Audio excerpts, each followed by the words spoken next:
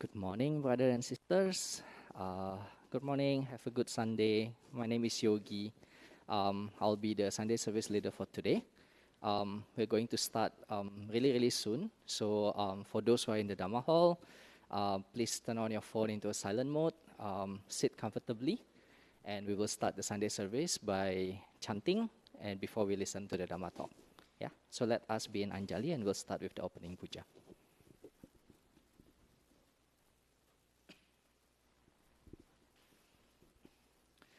We will start by the salutation to the Triple Gem.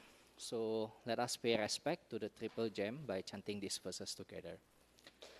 Arahang Sama Sambuddho Bhagawa Buddhang Bhagawantang Abhiwademi.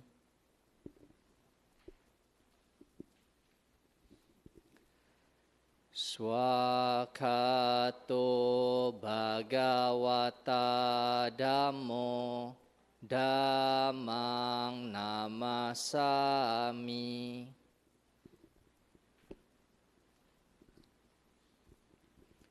Supatipanno Bhagavato Sawaka Sangho Sanghang Namami.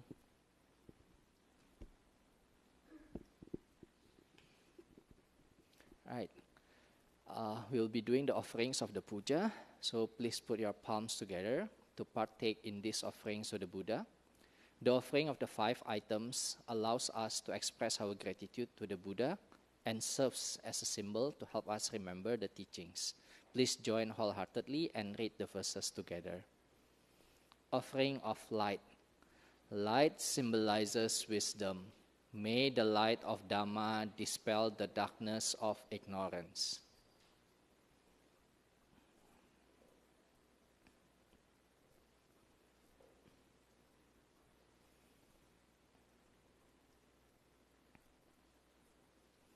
Offering of incense. Incense symbolizes the fragrance of pure moral conduct. This reminds us to cultivate good conduct.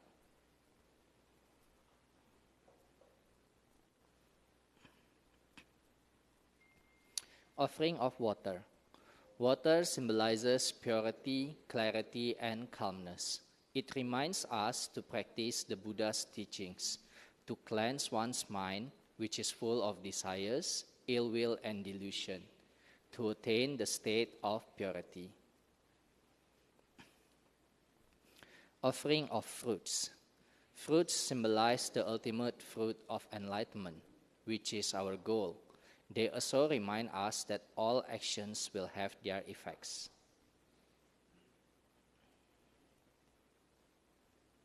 Offering of flowers.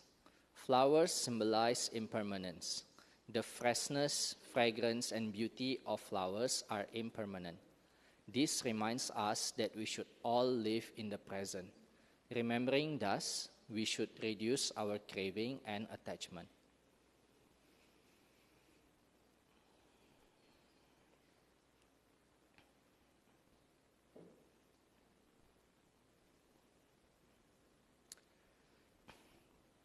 Let us now pay homage to the Buddha.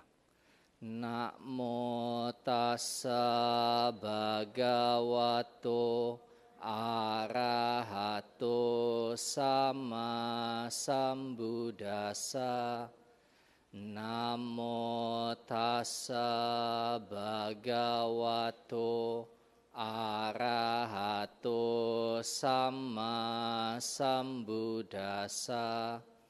Namo tassa bhagavato arahato sama sambuddhassa. We shall now chant the verses for taking the 3 refuges. Buddhang saranang gacchami. Dhammang saranang gacchami.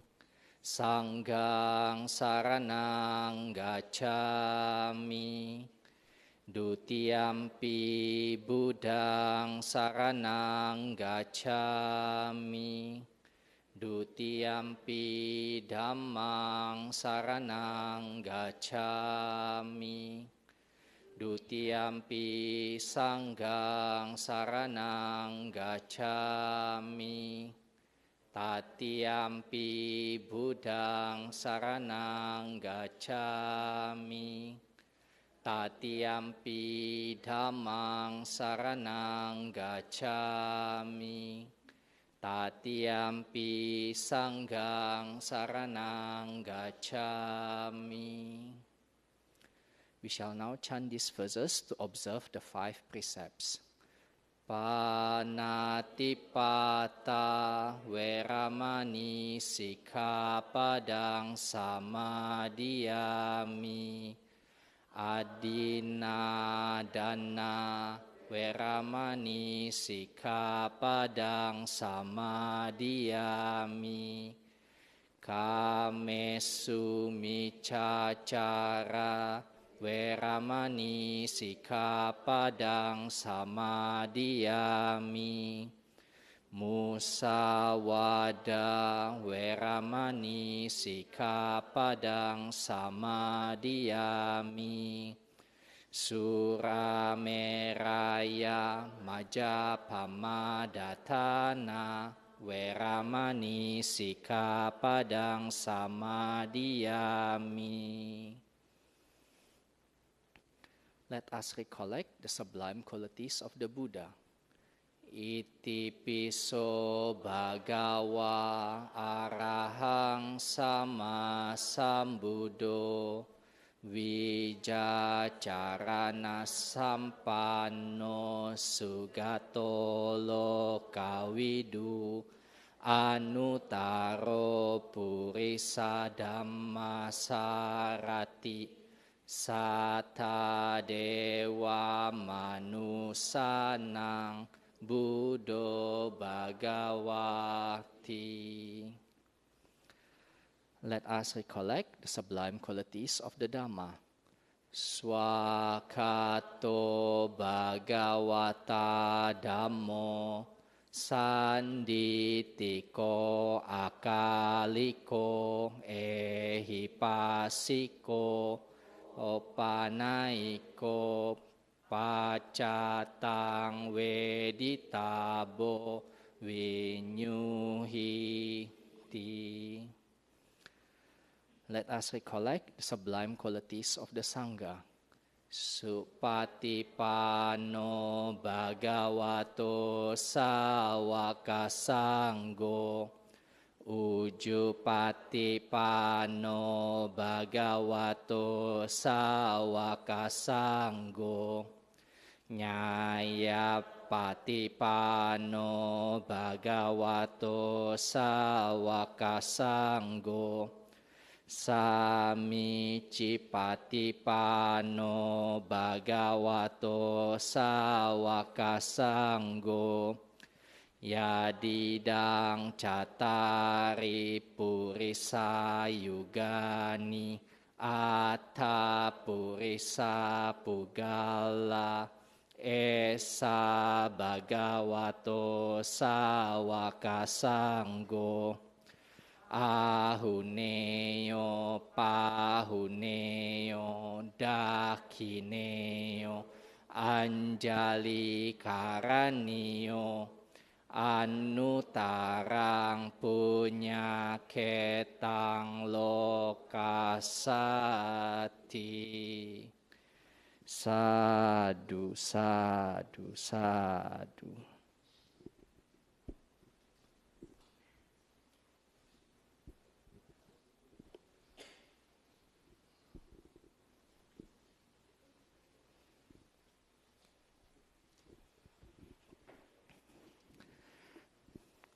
Right.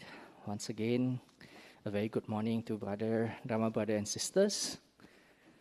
Yep. Please take your time to settle down.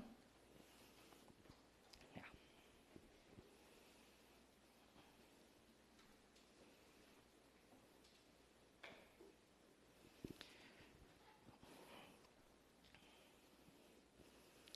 Right, so happy to see everyone here today.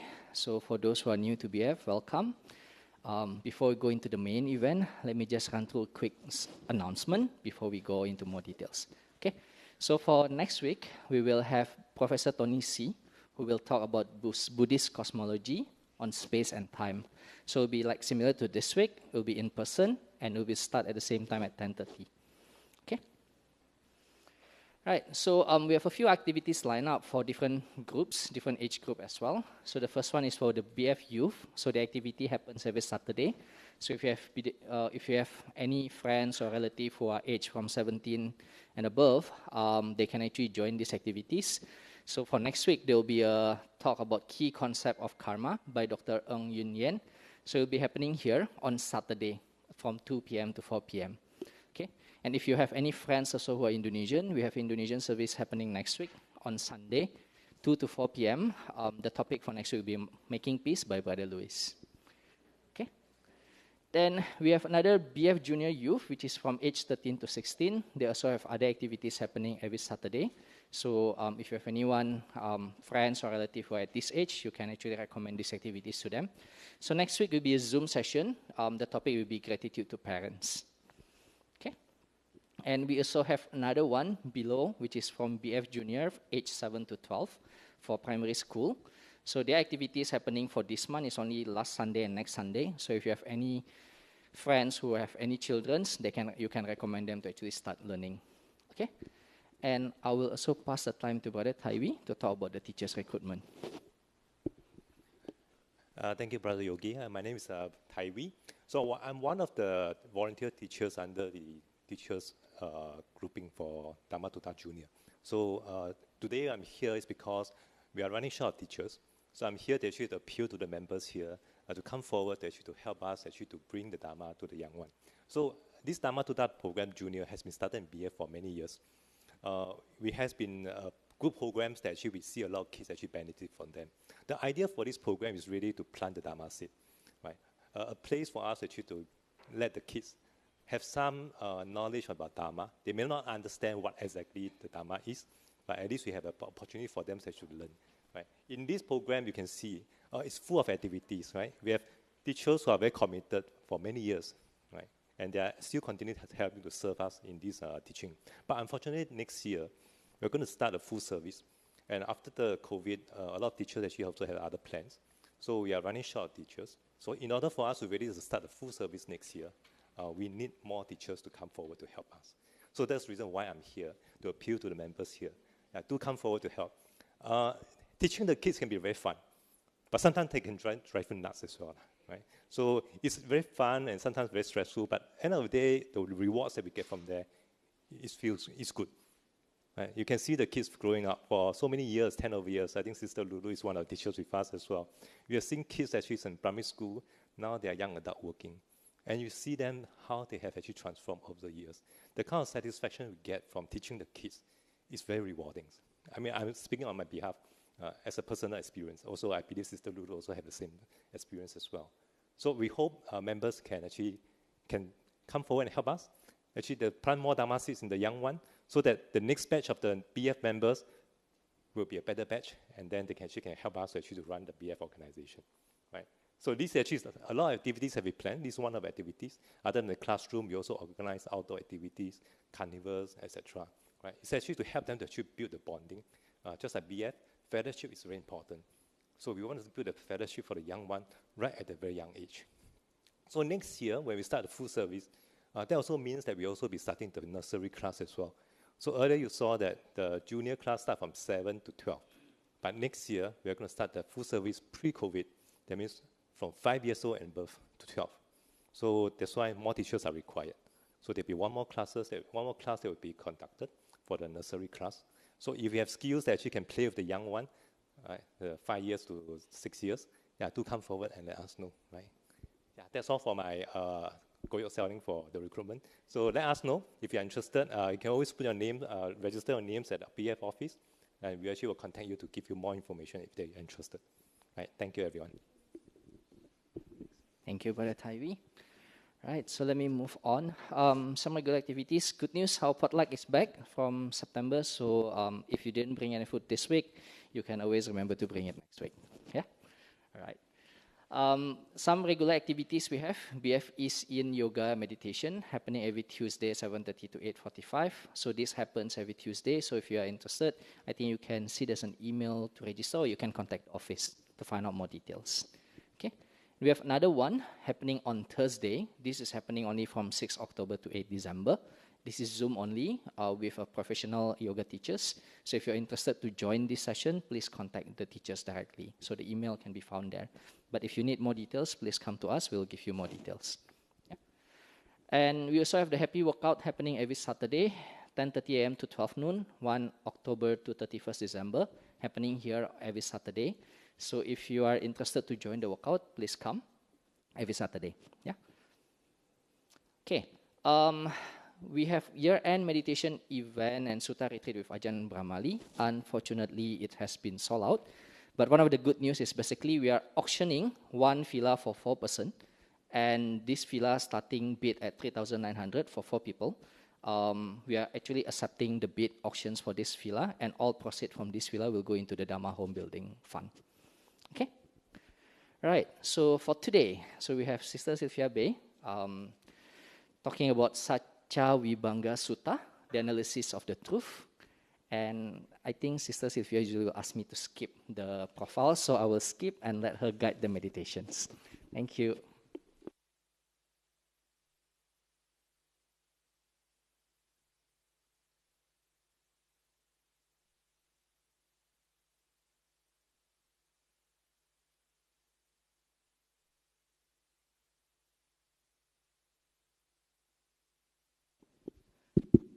Shall we begin? You don't have to sit like army formation. You know, just spread out, be a bit more comfortable. Shall we begin? Lights out. Close your eyes. These lights also.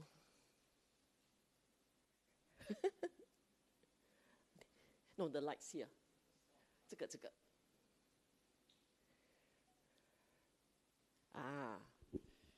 Okay.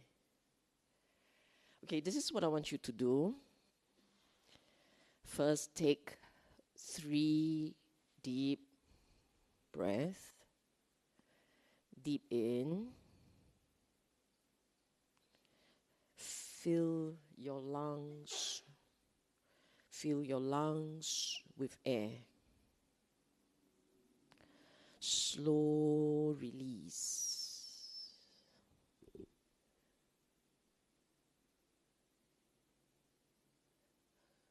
Deep in. Slow release. One more time. Deep in. And slowly release.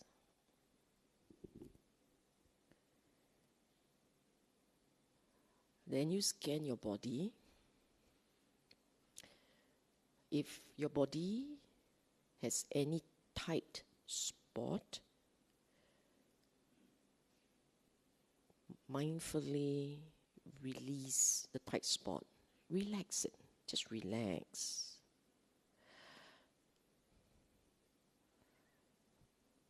Make sure that your body is upright, but it doesn't have to be rod straight. Just slightly more upright.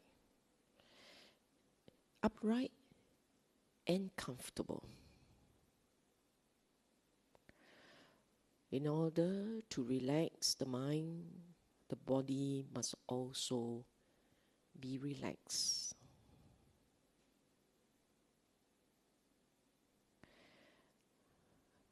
When you look at your body, the body must be feeling good, feeling comfortable.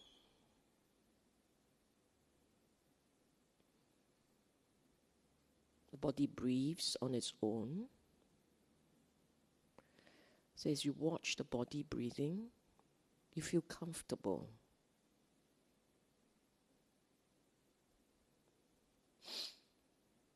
Every breath is comfortable. Every breath is just relaxing.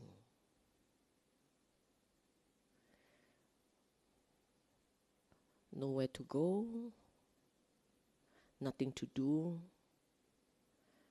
Very nice. Very pleasant, very nice. So today we are doing relaxing in the breath. Relaxing in the breath.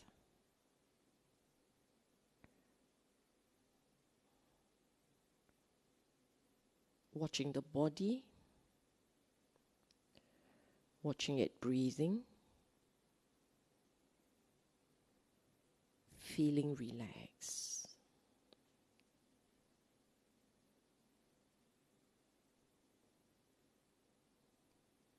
Some of you might already feel that the body is very quiet. Body is very still. If you feel that the body is quiet, body is still, then this is correct. This is all it is. Samadhi is just like that.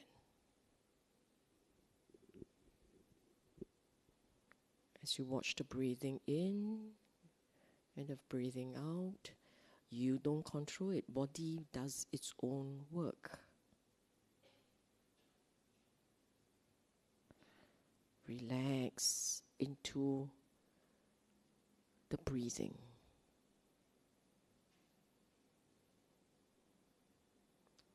Relax into the breathing.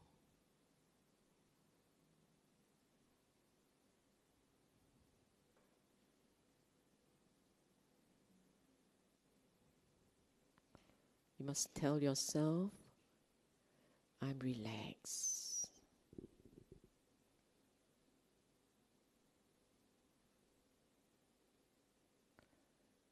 You find your body, sit with the body, relax with the body.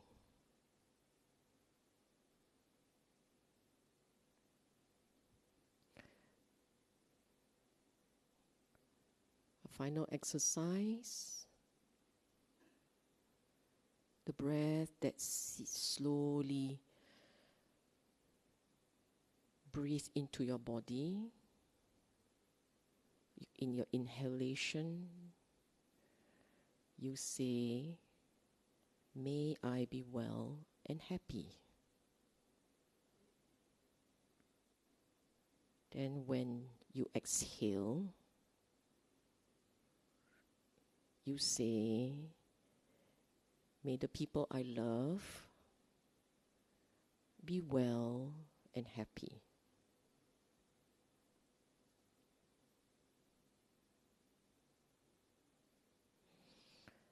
Pour your heart, your mind into wishing yourself and others well.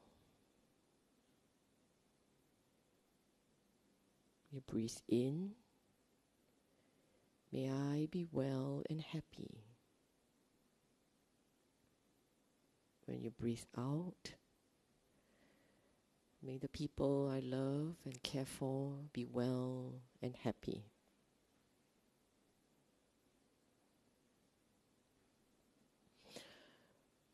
We will end this exercise with 3 deep breaths, like you start earlier, like when you started earlier.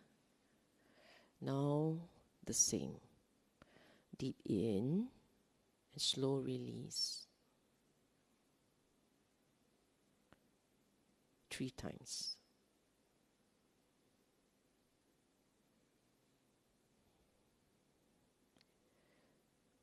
Then when you are done, you slowly stretch your muscles, slowly. Do it very slowly, mindfully. Stretch your muscles. After you're done stretching, then you open your eyes. You can take your time. We have all the relaxing time in the world.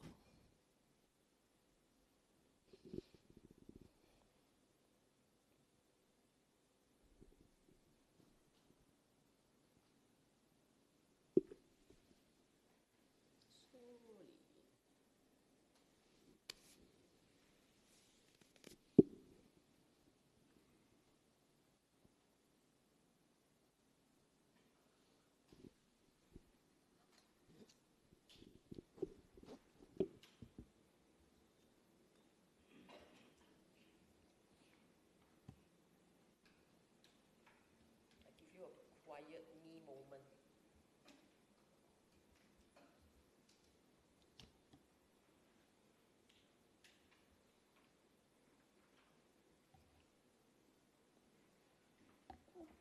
Gone.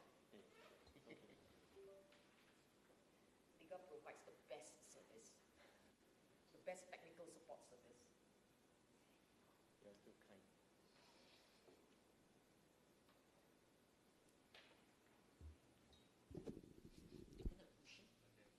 This cushion here. Okay, how? Everyone? Peaceful? So peaceful, you don't feel like talking to me. I know, right? Recently, I conducted a session like this for an external organization. And at the end of the session, they're the first one to tell me this. At the end of the session, I was busy talking to them, but nobody was talking back to me. How are you? Then silence. Do you feel better? Silence. Do you enjoy yourself? Silence. I was getting a little desperate. Maybe I shouldn't be teaching a secular organization, right? Then when everything was said and done, one of them said to me, we had lunch and then I was leaving and the person said to me, Sylvia, the reason why we're not answering you is because we're still enjoying the peace. Then you ask and you ask, then we don't feel like answering you. Then I went, oh, so it was a good thing that you didn't talk. Can I assume that you're in a similar state? On a scale of 1 to 5, right? 5 being, oh my gosh, this is the most beautiful experience of my life. Quite drama lah, huh? That's 5. 5 is very drama. 1 is, I thought I signed up to listen to a Dhamma talk. She put me to sleep. Why? Okay, that's a 1. How many of you are at a 1? Hey, Marcus, you don't move your hand. I thought you were going to be like 1. Yeah. How about a 2? Anybody has a 2? Dare I say a 3? You're so mindful you don't want to raise your hand. How about a 4? Oh, that's a nice one. And what about 5? Then the rest of you really don't feel like raising your hand. Huh? Why like that? You must engage the speaker. Then we all feel like we have the attention here. Okay, now, wake up already, right? All ready to go, right? Can I suggest that some of you move to the middle? Spread out a bit. I feel so cramped. There was a time when BF was completely open. And I know at that time, the number is double of this. But still, I'm used to social distancing. So when I see every one of you sitting a bit close, I feel very uncomfortable. Okay, I need a bit space here, and you may want to move a bit further back because otherwise it's very hard for you to see the board. Okay, good. Did you all, you all were told that we're going to cover this today. Did anybody manage to sneak a look? I know some of you did. And what did you feel about it? How do you feel about it? Any comments? Any thoughts? Any thoughts? You not only sneak a look at the sutta, you read a book. Yeah.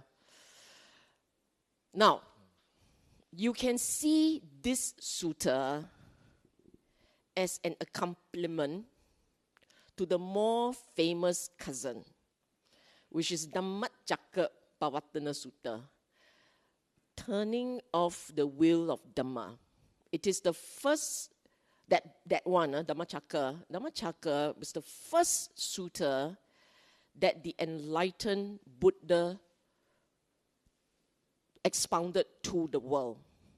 It's the first, or at least in the collective memory of the Sangha, they perceived that that was the first. Why is that significant? Because here you have, so I want you all to imagine a bit. Put yourself in Buddha's shoes. Try, okay? So you're all Buddhas here. Then you are enlightened after struggling for 6 years. And you have decided, after much deliberation, that you were going to teach. Mind you, when you started out, your impression, your sense was that people may not understand. The words he used translated into English was, it's going to be vexing, frustrating to teach Dhamma because the instincts of the world are very different from what is required to realize the Dhamma. Our instincts very different. And because of that, for moments, I can't say brief, I can say he hesitated, he contemplated, he deliberated. I cannot say it's a short deliberation. The sutta suggests it was short, but it may well be much longer. Why? Because it took the intervention of someone very divine, Sahampati, the Brahma, a god, to intervene, came to the Buddha and said, you must teach it. That's your mission. Okay, the way he said it was, you don't teach, there are those who can understand and they will be lost. You must teach it. You must devise a system of training people, helping people. So Buddha took a look, scanned his mind, look at the kind of minds that are out there, and then he concluded, yes, it's true, there are individuals who can understand, and because of that, you know what? Heck, I will do it. So that was how his mind, okay, he didn't use the word heck, but you know what I mean, he's like, okay, whatever, let's just do it, okay? Then he decided, okay, first time, you 6 years already, you 6 years, you tried very hard, you you almost died in the process. If you know the story of the Buddha, my books are out there, you can go and pull one. So you know the story of Buddha, he almost died trying to be enlightened. So he's going to start business, he's going to open door and start business, okay? And you tell me, because now you are kind of getting yourself into the role of the Buddha, right? You tell me, you're going to start business. What are some of the first things you will do? Remember, this is ancient India. No internet for you to check. Cannot find where the people are. Okay, this is ancient India. This is not modern day Singapore. You want to walk from one end to the other, you can walk within a day. Okay? Ancient India, you have no idea, right, where to go. Agree? Cannot still be so mindful, cannot answer my question. Ancient India, you are ready to start business. There is no way you know where to go. Agree?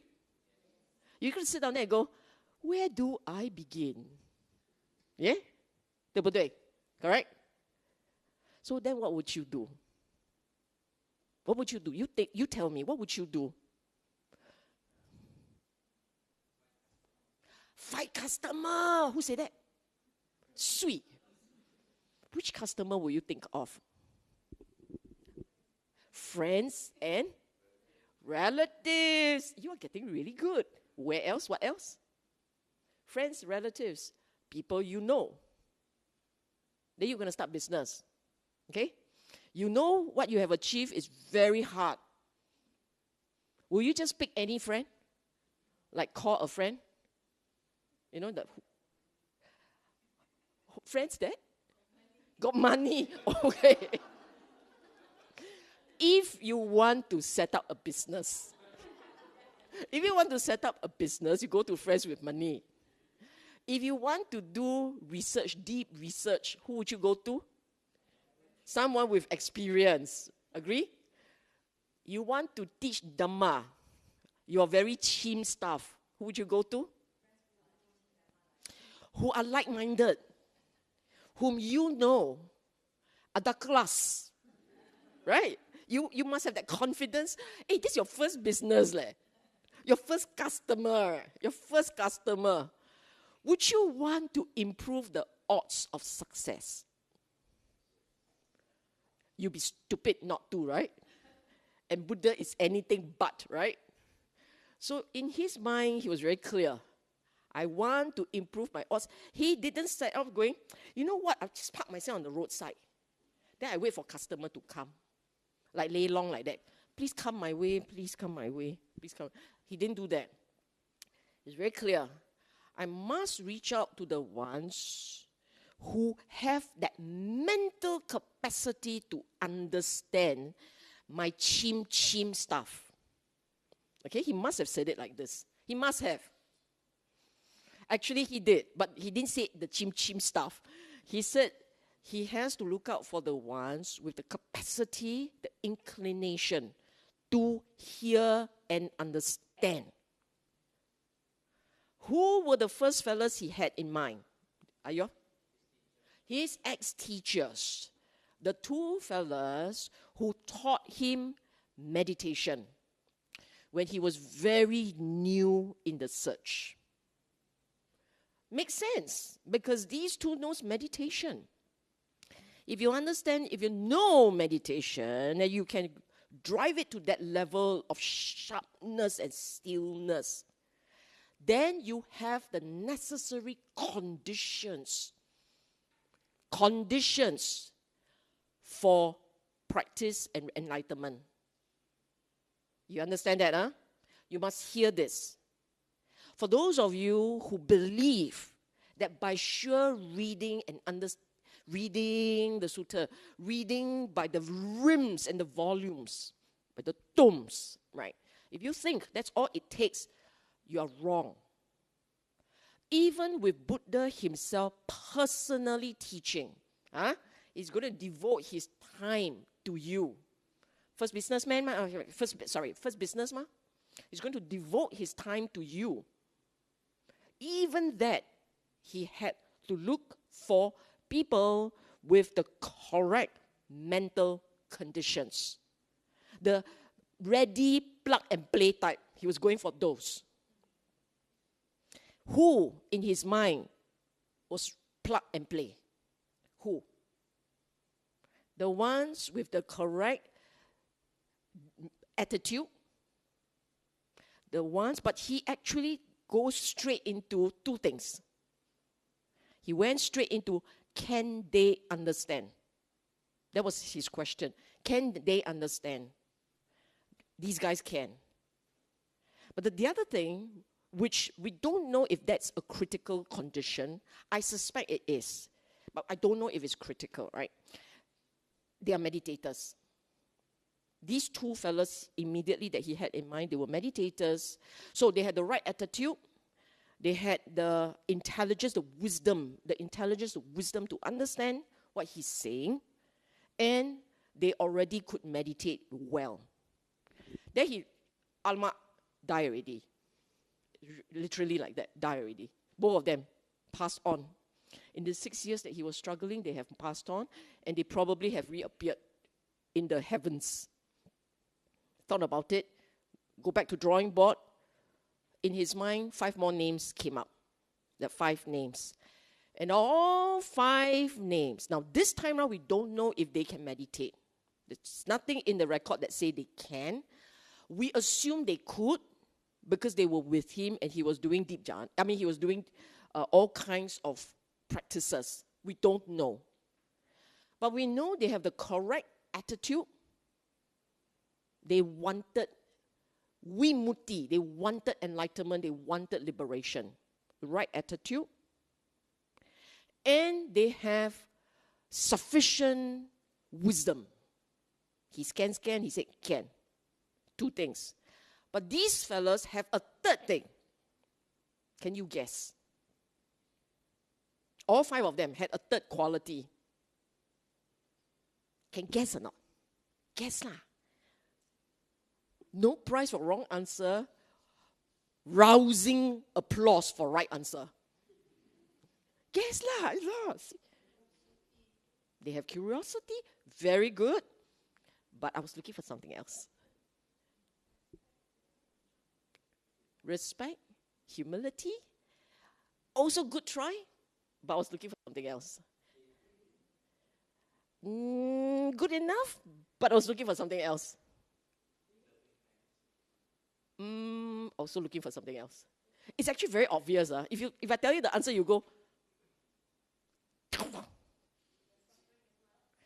They know suffering, yes, but I'm still looking for the correct answer.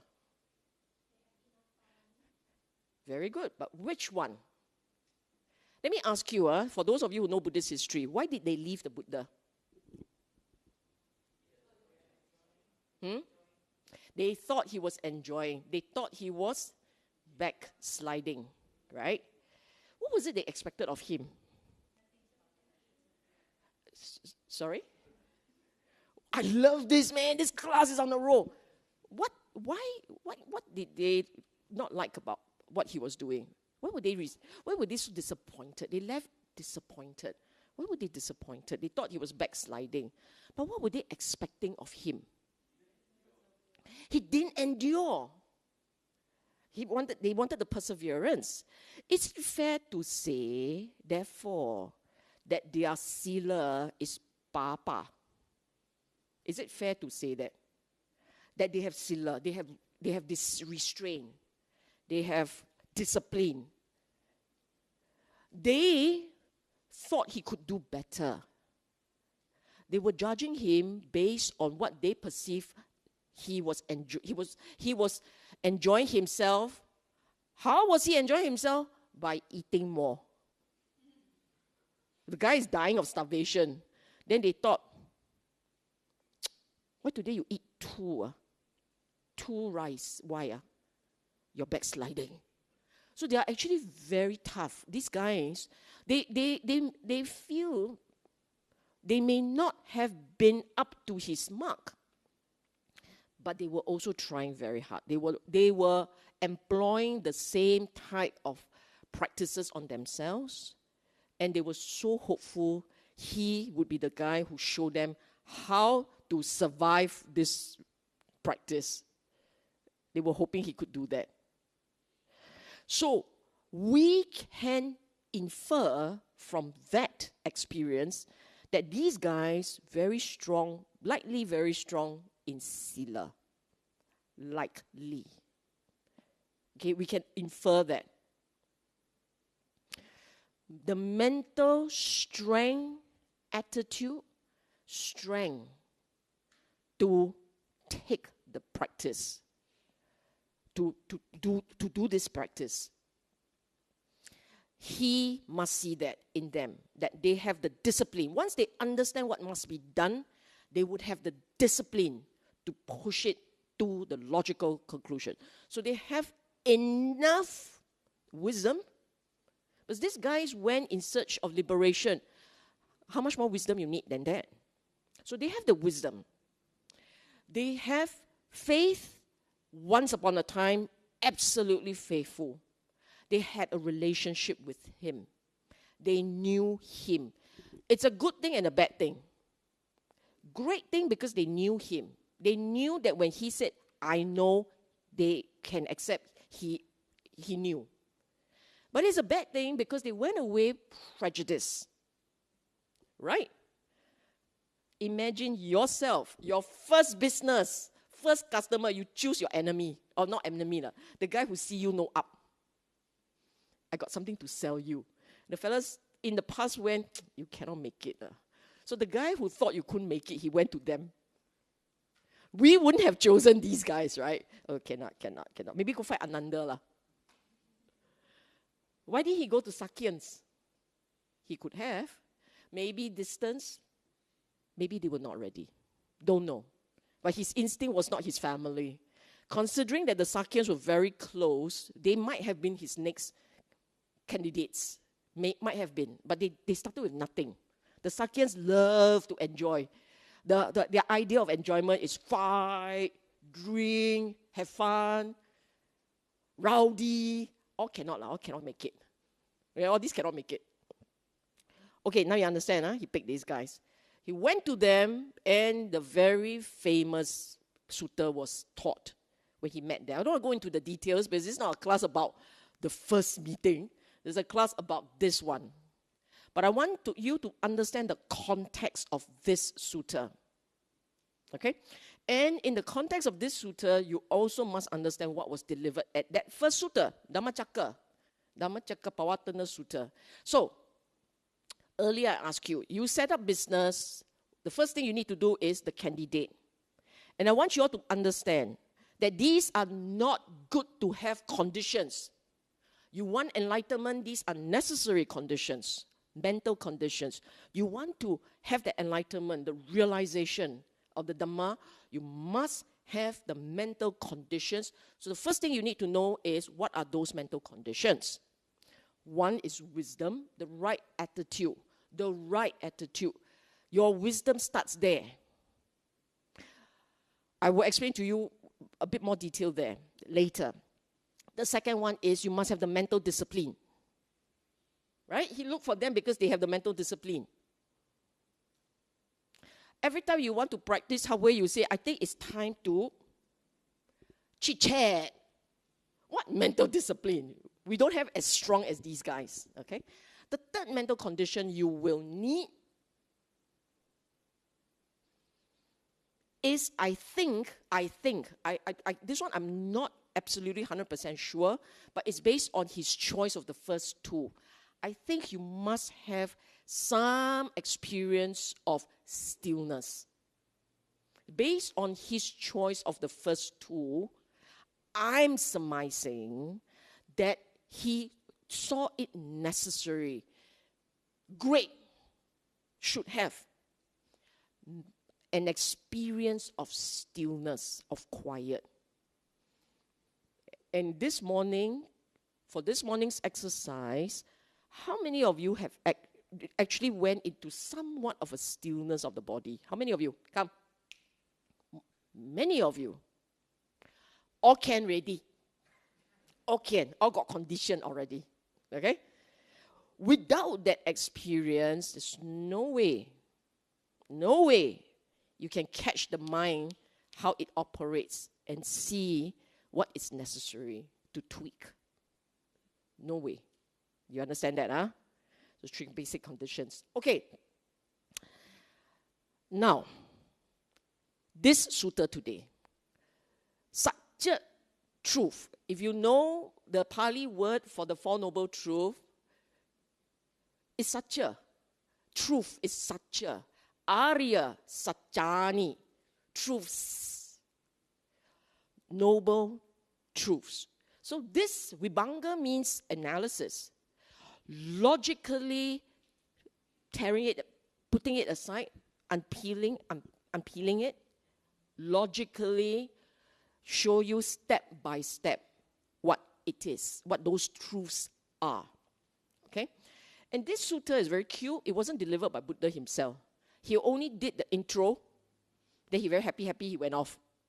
And Sariputta had to continue the story. Okay? But what it tells you, this sutta tells me, and therefore we're sharing it with you, it means that Four Noble Truths, the Dhammacakka, the first sutta, was not taught just once. It must have been taught as a regular module to the monks. Must have been taught as a regular modules to monks. You don't expect them to be doing fouling, right? Every time Buddha taught, they do fouling. You don't expect that, right? So you don't see it repeated many times. But just one time will tell you, this is something they are familiar with. Okay?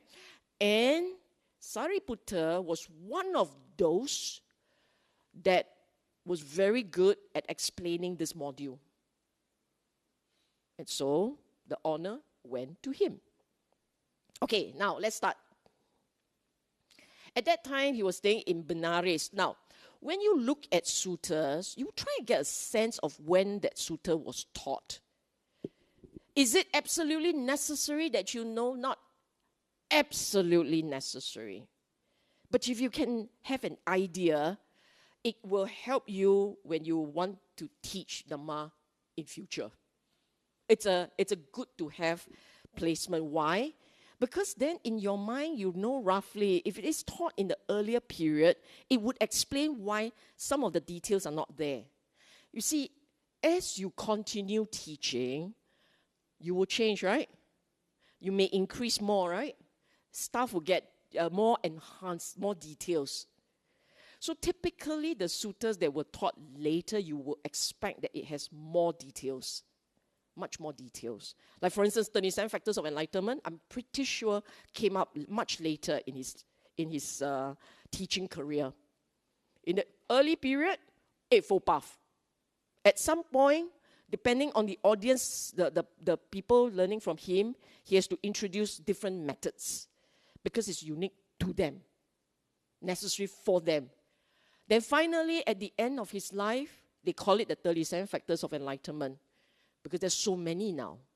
There are 7 sets that people can learn from. 7 sets. Okay? Benares, likely to be the earlier part. Likely to be. Because we know that in his later years, he hardly traveled. Okay? And Benares was also where he converted. That 5 of them met him at Benares. At a place called Isipatana.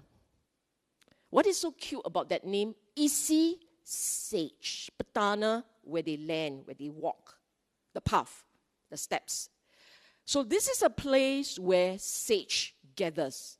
Was a place where the practitioners, people who have left secular life, that's a park where they gather. It's like our Hong Lim Park for activists. So this is the park for practitioners, okay? And there are deers there, therefore must be quite forested, nice forested place, okay? And he was talking to his monks. He was talking to his monks, first stanza. And he said, this is unique. This awakened Buddha wrote forth the supreme will of Dhamma. The point here is, the moment he was enlightened, the first teaching he gave was this one, right? And I already said, 6 years you tried very hard, now you are realized this is your first class. Would you give the best? Your punchline, the essence of Dhamma, right? This is your first class. You want to make sure people understand. It must be the best that you can give. The Dhamma, the essence. No need the detail. Or they can go online and look for the text. Too small for you, huh? Okay, he's going to make it big. Okay? Better? Change the bulb. Okay, so first class, for sure, you want to teach them the most important thing. The most important teaching must come up front. The details came on later because these guys didn't understand. When they started out, they didn't understand. Okay? What it means for you, what it means for us is, if all you want is enlightenment, you actually can just stop here. Meaning to say, when you go deep into meditation, this is the only sutta you bring in. The only teaching you bring into your meditation. You don't need everything else.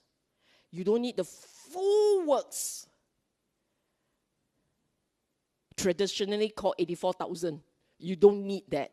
You just need one, which is this.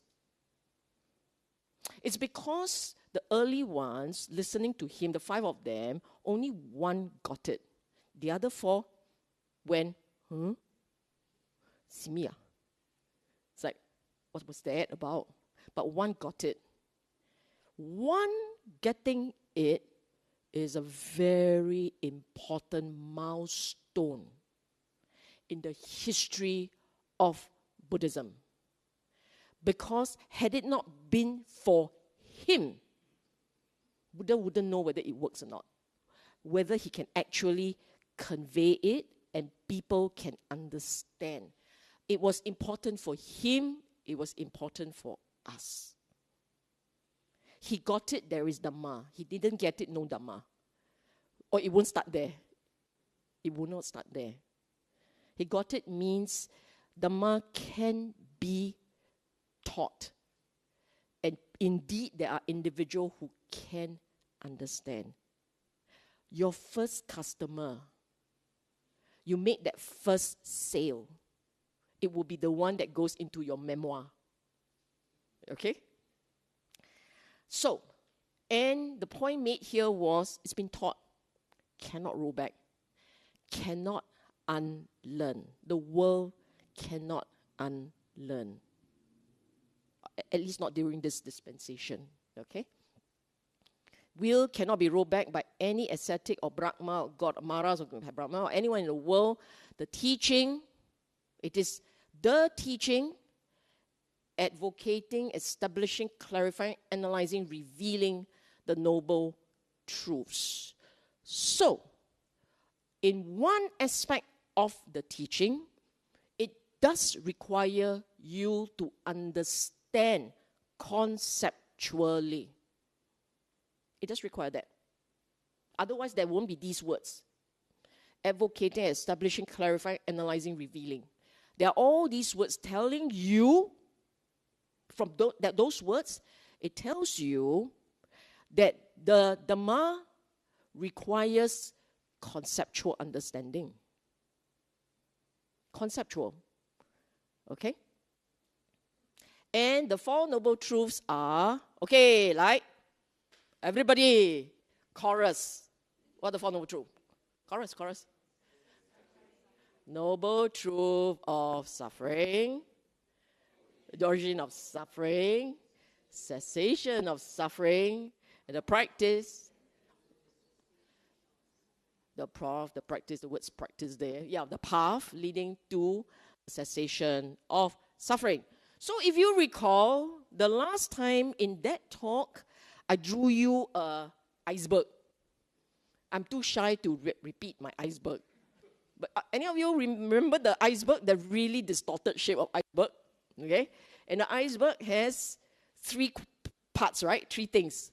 The one that tip that is above the water level, what was that? The conventional reality. The part that was below the water level, what was that?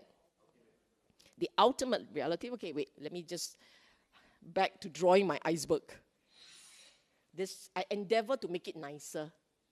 Okay, let's draw a small iceberg. Okay, then this is watermark, right? Okay, so that's above. This is above, right? And this is ultimate reality, right? So this is the nature of reality. This is conventional reality. This is ultimate, right? And I spoke about the transmission point, the Eightfold Path. The Eightfold Path which converts which helps you to realize this. It goes in. It's because of the Eightfold Path that you can transit from just conventional reality to seeing, experiencing for yourself ultimate reality. It is this Eightfold Path. I mentioned that the last time, right? Okay. Why is this important?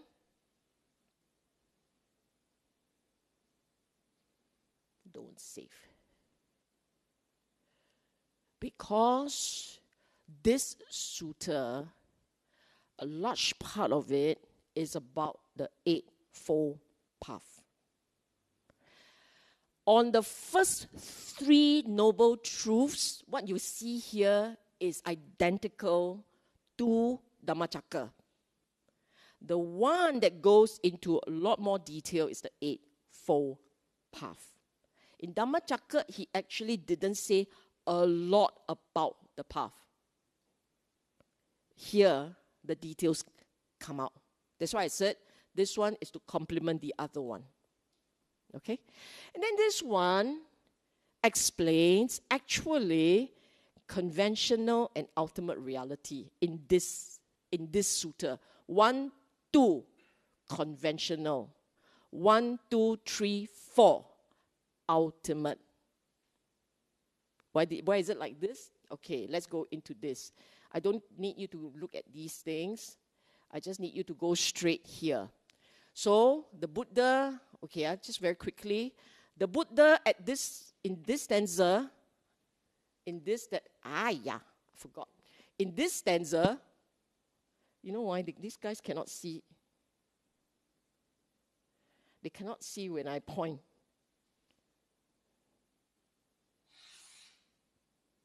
In this stanza, he merely talked about why everyone must learn from Sariputta Moggallana. So it's not that critical. I mean, not critical for today's story. But he just said, you all learn from him, then he walked away. So that wasn't very helpful, right? He's able to hear, Sariputta is able to explain, teach, explain, in detail. Then he walked away. Buddha, after what he had said, got up from his seat, he went to meditate. Then they all look at Sariputta and, Bhante just left. Then he went, yeah, okay, don't worry about that. I will take over, okay? So now we start the story.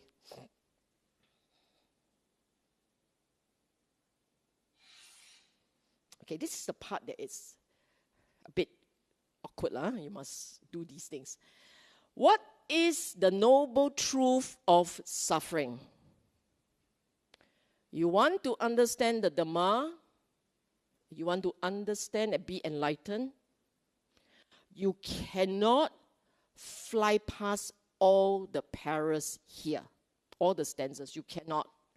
You need to know the stanzas by heart, because the stanzas here describe your reality, both conventional and ultimate reality. Actually, that's one reason why I chose this sutta. I wanted one that will show you all three. Okay, what is conventional reality? He didn't mince his words. He just goes straight to the point. Basically, the point here is this. We live our life seeking happiness. Yeah? If you don't believe me, now I take one step away from the sutta. If you don't believe me, you ask yourself, what's the meaning of your life? What's the meaning of your life? Okay, good. But I hope you didn't jump so fast. What's the meaning of your life? You sit back, just ask yourself. Don't give me the right answer. Just ask yourself, what's the meaning of one's life? That you earn well, be successful, be able to afford the things you want, enjoy pleasure, have your children, and be able to afford good things for your loved ones. Am I describing your life? You think about it, but that's us, For those of us who are still studying, get good grades. Why? Grades very important. No, because then you can get me good job. Why? Job very important. No, so you can get me money. Why? Money very important. So you can buy me things, and then I can do things, do a lot of things with money. Then why are they so important? So I'm happier. I believe that I will be happy if I can do what I want, get what I want. What I want. That's conventional reality. But another aspect of conventional reality is life is a series of milestones. Life is a series of milestones, both mental and emotional, mental/emotional, and physical. So we, without realizing, we are mindlessly chasing after that elusive, perfect, sweet spot. We live our life chasing perfect, sweet spot. The spot that we say, this is perfect. This is exactly how I want life to be. That's the unspoken part of our existence. But the Buddha says, but old age, death, I checked the Pali word. The Pali word actually say birth. Jati api. Jati.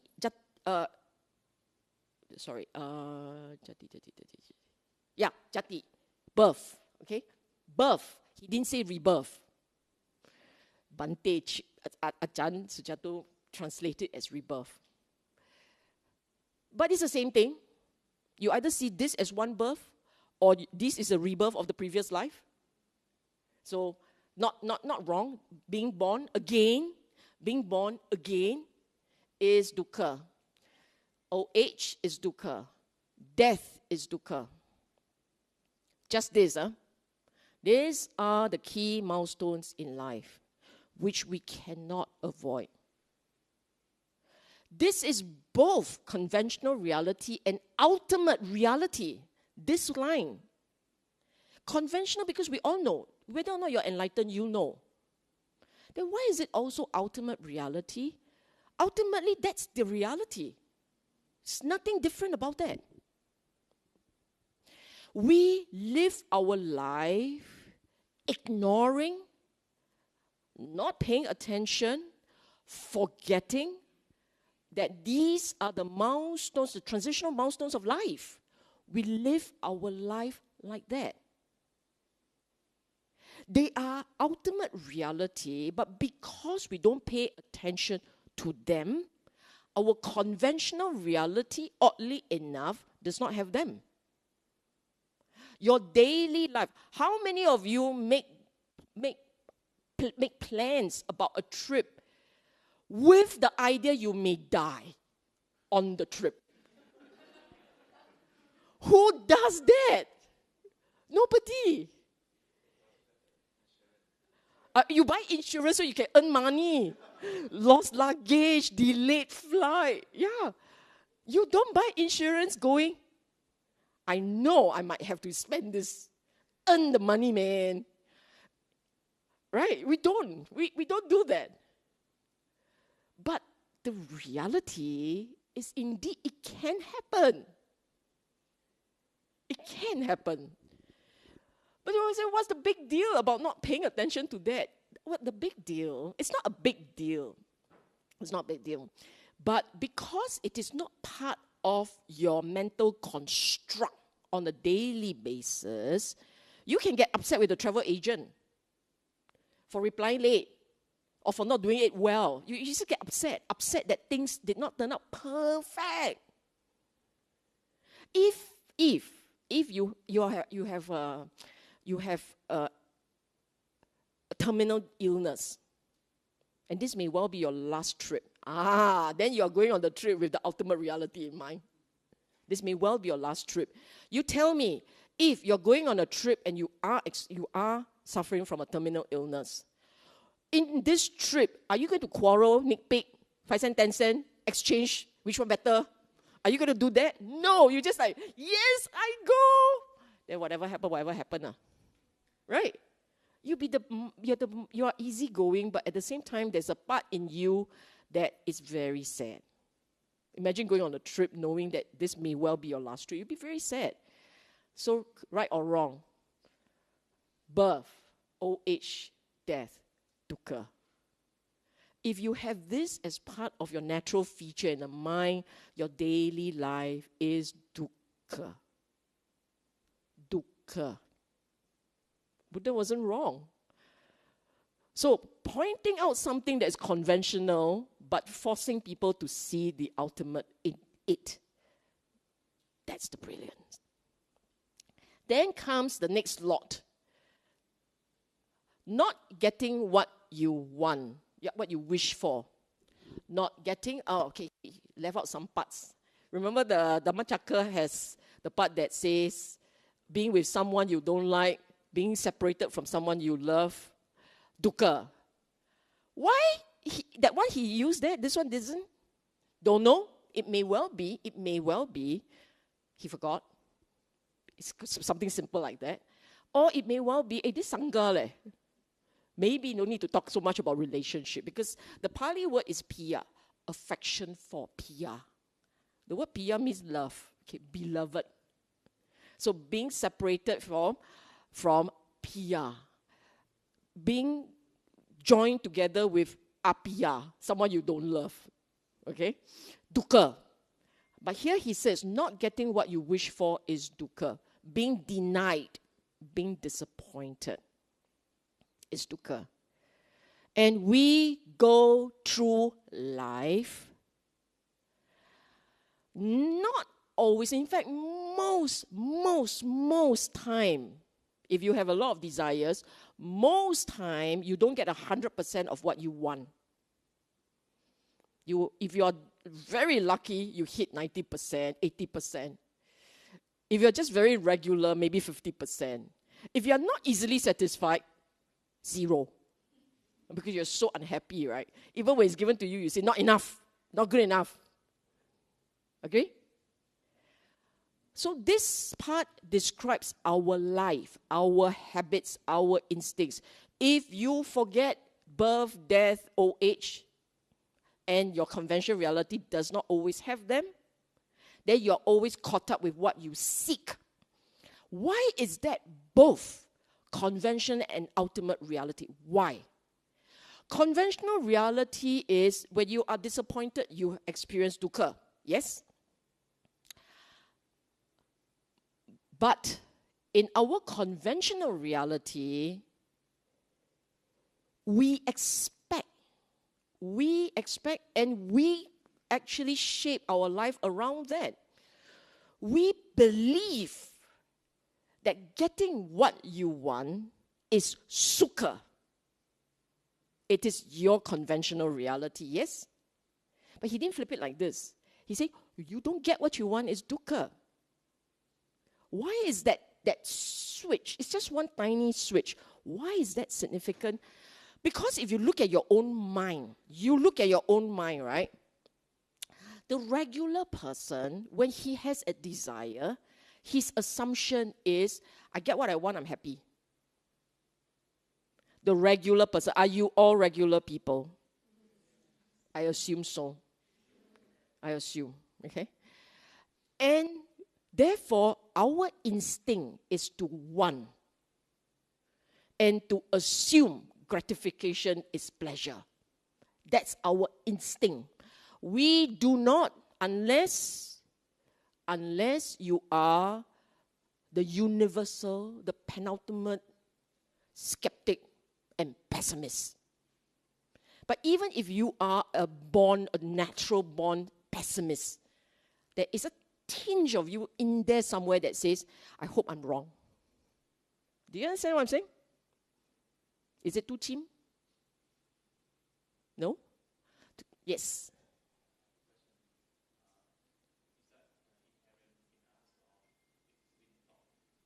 It's inherent. It's instinctive. The baby can't tell you, but the baby also assumes, I get what I want, I'm happy. It's very instinctive. You don't have to be taught that. Okay?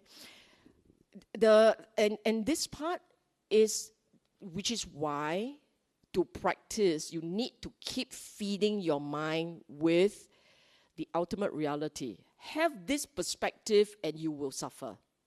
Okay? So our natural instinct is to look for the good, be disappointed with the bad, right? But we cannot stop it. There is a built-in instinct in us that says, but if I get it, I'm happy. The Buddha points out to you, when you don't get it, you're unhappy. He said, what's this the flip side? No. It's basically saying that our habit, the dukkha that we experience is the result of not getting what you want. But that's the reality, because most times we don't get what we want. It's never 100%. Never. For the regular person. But once you have started practicing, once you are practicing, you teach yourself to make do and be content, right? Part of the training is about contentment. When you are content, then this part, not getting what you want, is suffering. That part starts to fade.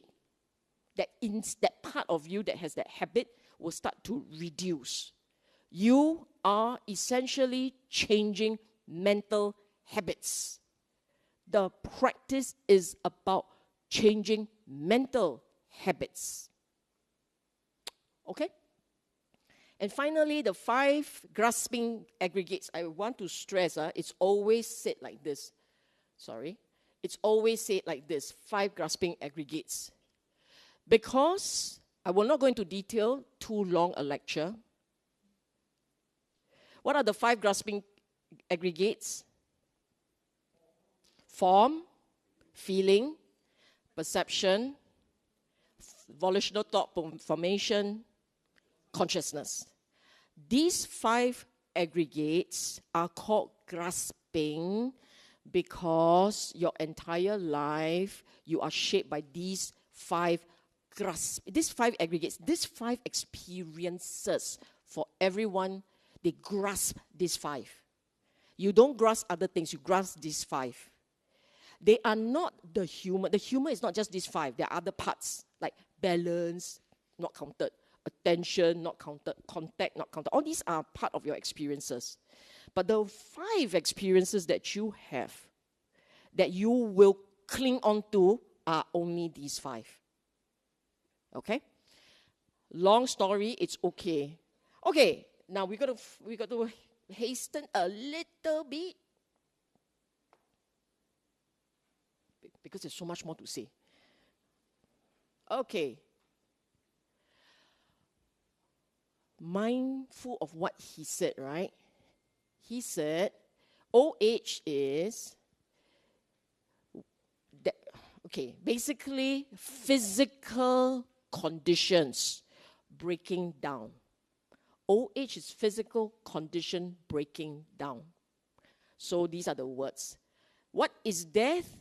Is the physical condition breaking up. Death is when passing away, perishing, disintegrate, demise, mortality, death, disease, breaking up of the aggregates lying to rest of the corpse, cutting off of the life faculty of the various sentient beings. Whatever it is basically the physical form breaking up. When the physical form breaks up, there's 5 grasping aggregates associated with your life also break up. Okay? Then comes sorrow. What is sorrow? Sorrowing state. So there's a whole lot of explanation. You see so much more details on the kind of mental pain and the experience of pain that we go through. So much detail. What is sorrow? What is lamentation? What is pain? What is sadness? What is distress? All these are not found in Dhammacakka. So from the first noble truth came all these details. What is each item explained in the first noble truth? Is it critical to know these? I mean, I kind of know it. Do I need to know this? If you're very serious about the practice, it is good for you to sit back and be really acquainted with all the mental states of distress, distraught, because you're seeing it as it is. the mental state, experience it as it is. So here you have a very mindful person describing in detail the mental states. You may ask, why do we need to know this? We know these things, but we experience these things. You experience them as feeling. Painful. And then you get very upset. Oh, I don't like this. I don't like this. But here you are invited to keep an objective, cognitive mind, the mind that's able to describe what's there. If you can do that, you would actually feel somewhat detached from the experiences. The intent is not for you to just describe, full stop. It's for you to, I call you as you are. This is the sorrow that people experience. This is the lamentation that people experience. I call you as you are. And in that process of looking at it objectively, describing it, perhaps the realization will come on and say, this is the extent of the pain. Is it? It's nothing more than that. You ask yourself this, when you are suffering, right? When you are suffering, let me ask you, all of you, pay attention, because I'll point finger. When you are experiencing pain, let me ask you, does your mind talk a lot? No? Who say no? On a scale of 1 to 5. 5 being, oh, I can write volumes and books. 1 being, a bit lah, talk a bit. Who say my experience when I'm in pain, right? I talk a lot, but only at 1. Who say 1? 2. 3. National average the safest. 4. I like you so much. 5. The ones who didn't put up hand? What's yours? 3. Who's 0? Who's you 0? Buddha. Buddha is 0. The rest of us sure got at least 1. Then you're very solid practitioner, 0.5. Right? A lot of us have. Sure, your mind will talk a lot. But here he's saying, can you talk like that? Instead of telling you stories, right? I'm grieving because she 不要我 already. I'm so sad. I give her this, I give her this, I give her that. You pull out your laundry list of things you give her. And give her this, or give him. I give him this, I give him this. Then I remember I give him this and this and this. 3.1 ABC. A lot of things. Then he said this, she said this. My mother say me, my father say me. And it goes on, right? We talk a lot. When you suffer, suddenly you're very talkative. That's why the psychologists can earn money. By the hour, we charge you. Not that I am lah. Yeah? Correct, right? He's saying, stop talking. Just looking. Describe what is there. Describe what is there. And from the description, it's just like that. Physical pain, physical displeasure, painful, unpleasant feeling, that is born from the physical contact. Look at the words he used. You all got pain, right? You don't believe, just stab yourself here. Okay. Stab yourself here, right? You stab already, you look at physical pain, physical displeasure, painful, unpleasant feeling born from physical contact. That's all. That's all. That's all you're supposed to say. Do you need Buddha's help? You just memorize the words. Pain, and you go, physical pain, physical, just like that. Okay? Sadness, and then it goes. What does it mean by what is not getting what you wish for is suffering, right? You born, then you say, Ayya, why born again? Ayya, maybe I don't want to born again. All right? How many of you guilty of that? Have a lot of pain, then 我死了不要再活了，不要再生了。I knew somebody who asked me, is it possible not to be reborn again? Possible. Nibbana lah. Otherwise, not possible. If only we're not going to be born again. Look, if you read the English words, it's hard to appreciate, right? The depth of the feeling. So I read to you in Singlish lah. Ayah, don't want to born again, can or not? But you can't get away from that. It's not getting what you wish. So basically, people will have a full life of experience. And in the full life of experience, it's a given. You will have disappointments. You will lose people. You will grow white hair. You will be really upset. It is given. The Buddha said, cannot help it. It will happen. Okay? I don't want to go into details for this one because actually you can conduct a full lecture on this. You don't give me 1.5 hours, 2 hours for a talk. Okay?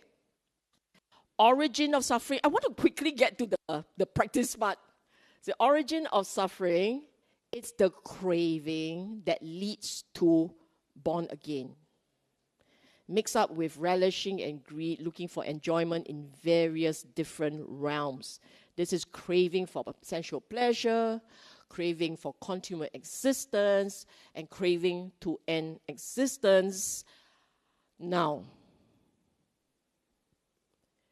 this is translation. If you look at the original words, it does not talk specifically about multiple realms. So what I need you to understand is, even if you don't believe in multiple realms, doesn't matter. In this existence, in this life, we instinctively crave for what's out there. Kama tangha, K-A, Kama tangha,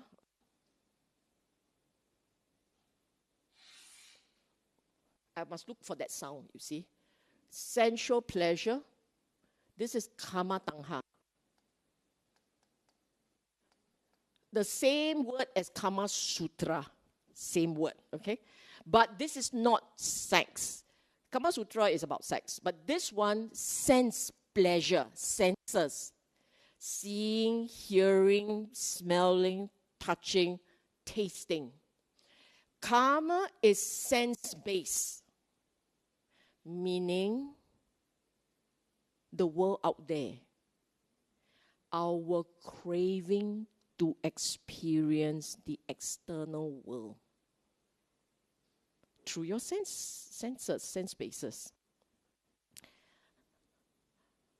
This one is Bhava Tangha. Bhava is in the mind. Or rather, the word bhava means becoming. Again, becoming. Okay? Being, becoming, existing. And this one, to end existence, is we bhava tangha. Now, in your daily life, there are some experiences you like. You like it so much, the whole day you can replay it in your head. She say, I love you. She say, I love you. Can trust not? Can trust not? Can. She say, I love you. He say, he loves me. It goes on like that. That's bhava. Then with bhava is 他不要了. He doesn't want. He doesn't love me anymore. I don't want to think about it. Then start again. So the mind goes into that kind of situation, right? Whatever that you want to replay, you want to revisit, before you go on a trip, in your head, you're already there, right? Bhava tangha. See? It's basically what's there. And then, the ultimate reality is this one. Noble truth of the cessation of dukkha, fading away and cessation of the very same craving with nothing left over. Giving it away, letting it go, releasing it, not adhering to it. Now, this stanza, very important for enlightenment. What is enlightenment? Cessation of craving. The part of you that want, that seek, that yearn, that part of you is a mental state that is not necessarily has to be there. The part of you that want, that seek, that yearn, that crave, the desire, the preferencing, that part, that instinct, it doesn't have to be there. For this to happen, that part of you must stop. You understand what I said, huh? The part of you, that I want, it goes from the most mundane, today, where should I eat at 12? Will she finish in time so I can go eat? That part, right? That part is the same thing, the craving. The part that say, you go before Uniqlo and decide, what should I buy? Which one? Do I look good in this? Am I putting on weight? That kind of thing, right? The kind of thoughts, the desires. It can be very subtle, no? I wish my bus is not late. It can be very, very, the queue so long. Why so slow? What's wrong with this guy? Press button also don't know. That part, right? That part is craving. That's the one. Then you tell yourself, my gosh, this is so subtle. It is very subtle and very instinctive. It's super powerful. So much so that you die, your body fall apart. We take you to crematorium and burn body, but there's arising already. The arising has started. Because that part, that energy is a battery. That's the battery of life. That one doesn't stop, there will always be again. Buddha calls it, he used the analogy of fire, he used the analogy of ember. Why he used analogy like that? He even talks about towards the end, where does it dissipate? Maybe before it touches the ground, maybe as it's floating towards the ground, maybe spark and disappear. Why did he use that word? Why did he explain it like this? Why did the Buddha explain life like this? Because life is energy. It's just energy. So it's all described like energy. And what keeps this energy going, the energy of life, what keeps it going? Desire. That's the battery. So he is saying here in this third noble truth that that battery can dissipate and no more recharge. In the lifetime, with all our craving, we are recharging this battery. Then when we die in this life, the battery papa already, right, will recharge and boom, iPhone 16. You understand? If humans stop craving after the next iPhone, it will stop. At, what is it now? 15, 14. Yeah, it will stop. But as long as there is desire, it will have iPhone 267. Okay? It's like that lah. Okay. Progress ma? We call it progress. Buddha call it dukkha. Okay. Very important. Now the last part. If I were to ask you, cannot force the battery to stop. If you say, I wish, but the battery will stop, that's new battery. Because that in itself is one thing. See how difficult? 1 to 1 or not to 1 is a question.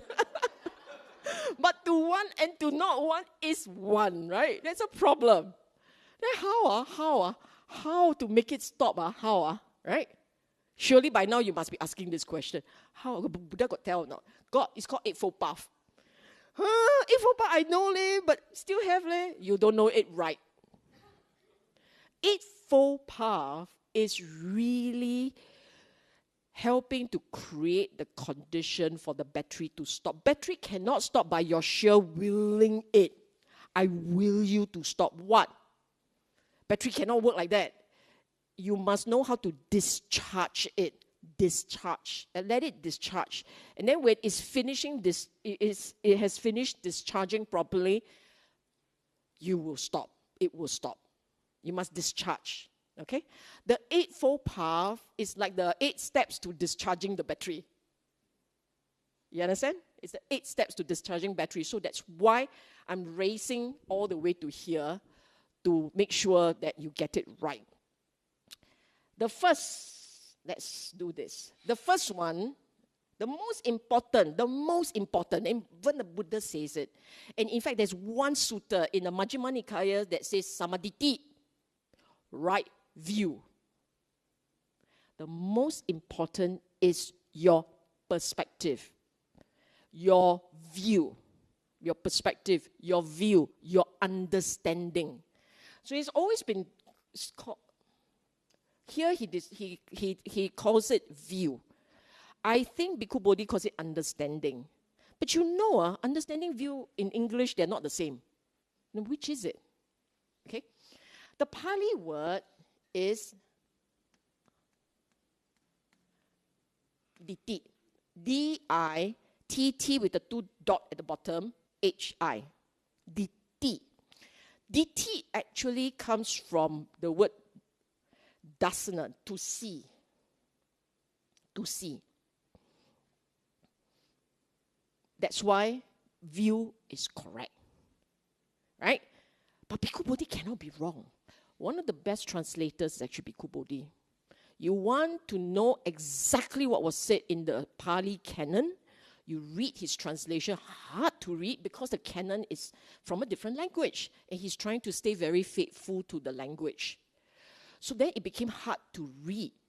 But you know when you're reading his translation, it's as close to the Pali canon as you can get. Okay? And DT is indeed your understanding. You see,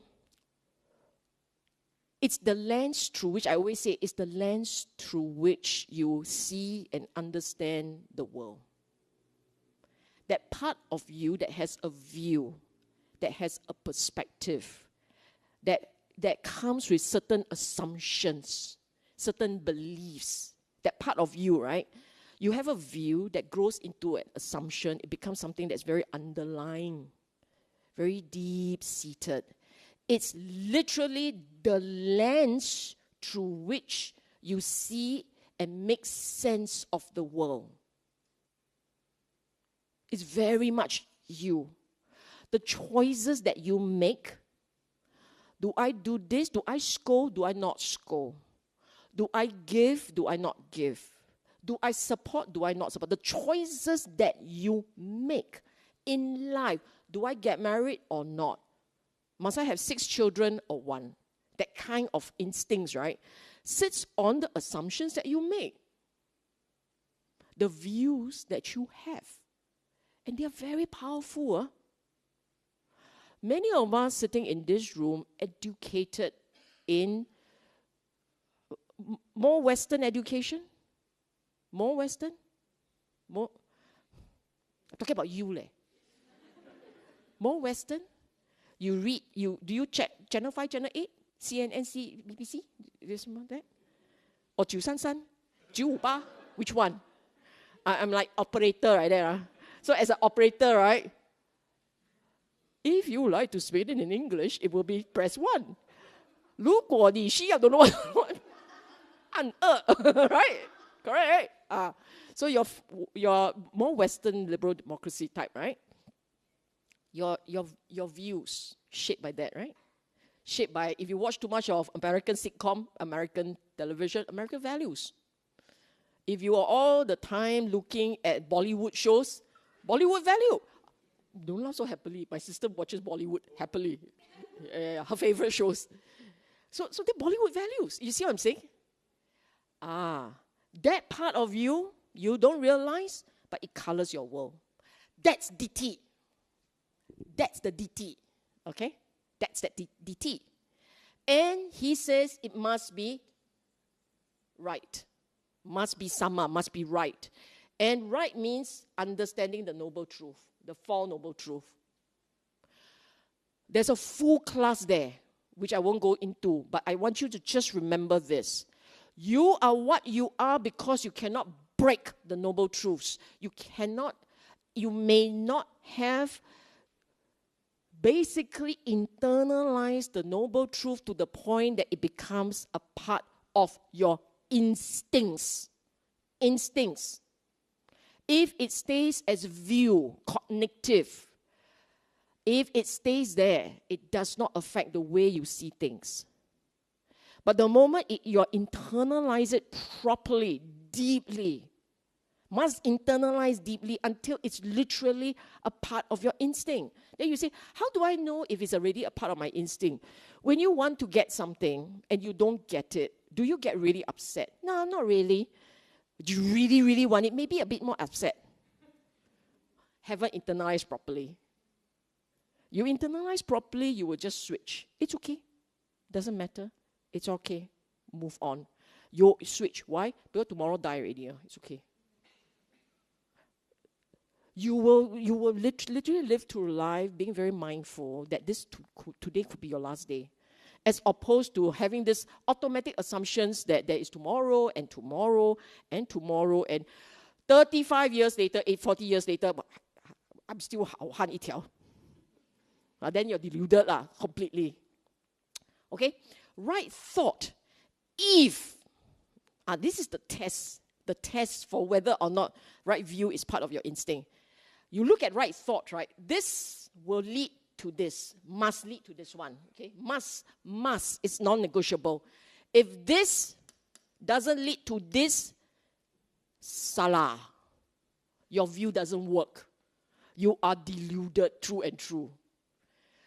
Right view, right thought. What is right thought? You see, your instinct, right? Our instinct is, I want, it's mine, I chase, it's about me. You're talking about me. Two people whispering, it's about me. It's here. It's all here.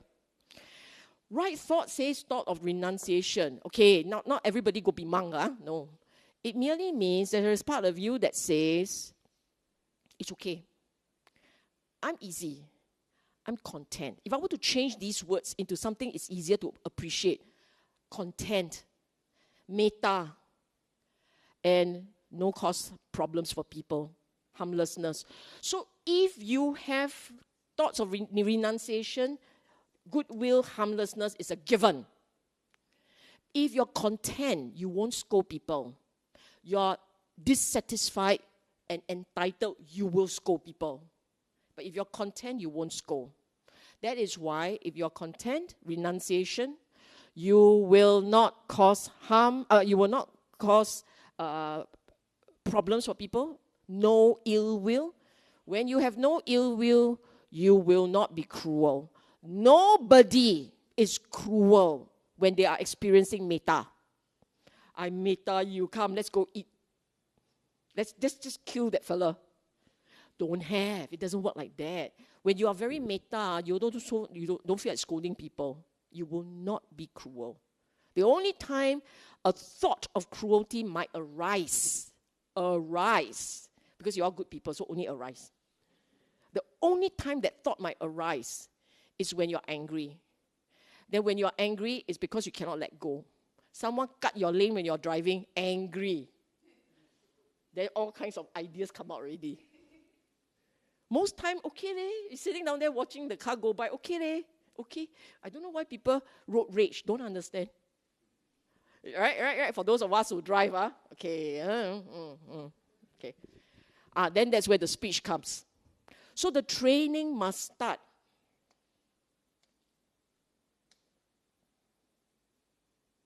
Speech, action, livelihood. You look at what he say in speech, right speech. Refrain from lying, divisive speech, harsh speech, talking nonsense. Okay, this is translation. It's called right speech. Okay, let me just put it in our words a bit. Keeping it factual, keeping it truthful, keeping it honest. Most of us will say a little bit of fuzziness or fudging the truth. A little bit is okay. It's not okay. Your mind must construct for it to be a bit blurry. Your mind must construct.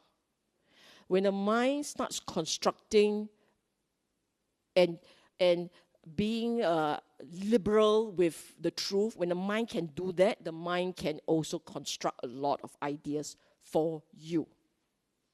The same tool, the tool that you use to construct lies or half-truths or gray, the same tool that is used to do that will be the same tool that you are using to see reality as is.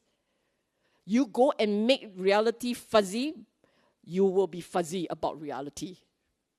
You see what I'm saying? So this one is very problematic. It's very, very critical. Having to be truthful absolutely requires clarity. Clarity about what's going on. That clarity is the tool you need for seeing reality as it is. It's the same tool. Then you have divisive speech. Most of us will say we don't have that. When you sit down, you talk to someone, you talk bad about someone, you cause another to look at this person in a negative way, that's divisive speech. It's just like that. Harsh speech, you all know, talking nonsense. Actually, what it means here is you enjoy talking. So someone sit next to you and you just talk, loose talk, relaxed talk, anyhow talk. That all comes under sampapalapa. That's the one. Okay, it's called sampapalapa. All the Pali word very cute. So the word sampa come from there. Okay. Okay, right action, these are the big ones. No killing, no stealing, no sexual misconduct. Okay? Right livelihood, this is the really cute one. Now, for some of you may recall that right livelihood is about not engaging in 5 traits. How come this one is written differently? Because in Dhammacakka, Buddha actually never go into details. Dhammacakka didn't go into details. Then how did this right livelihood become not engaging in 5 traits? How did it happen? There is actually a sutta which the Buddha delivered to a lay person. And I presume that lay person must have been a trader.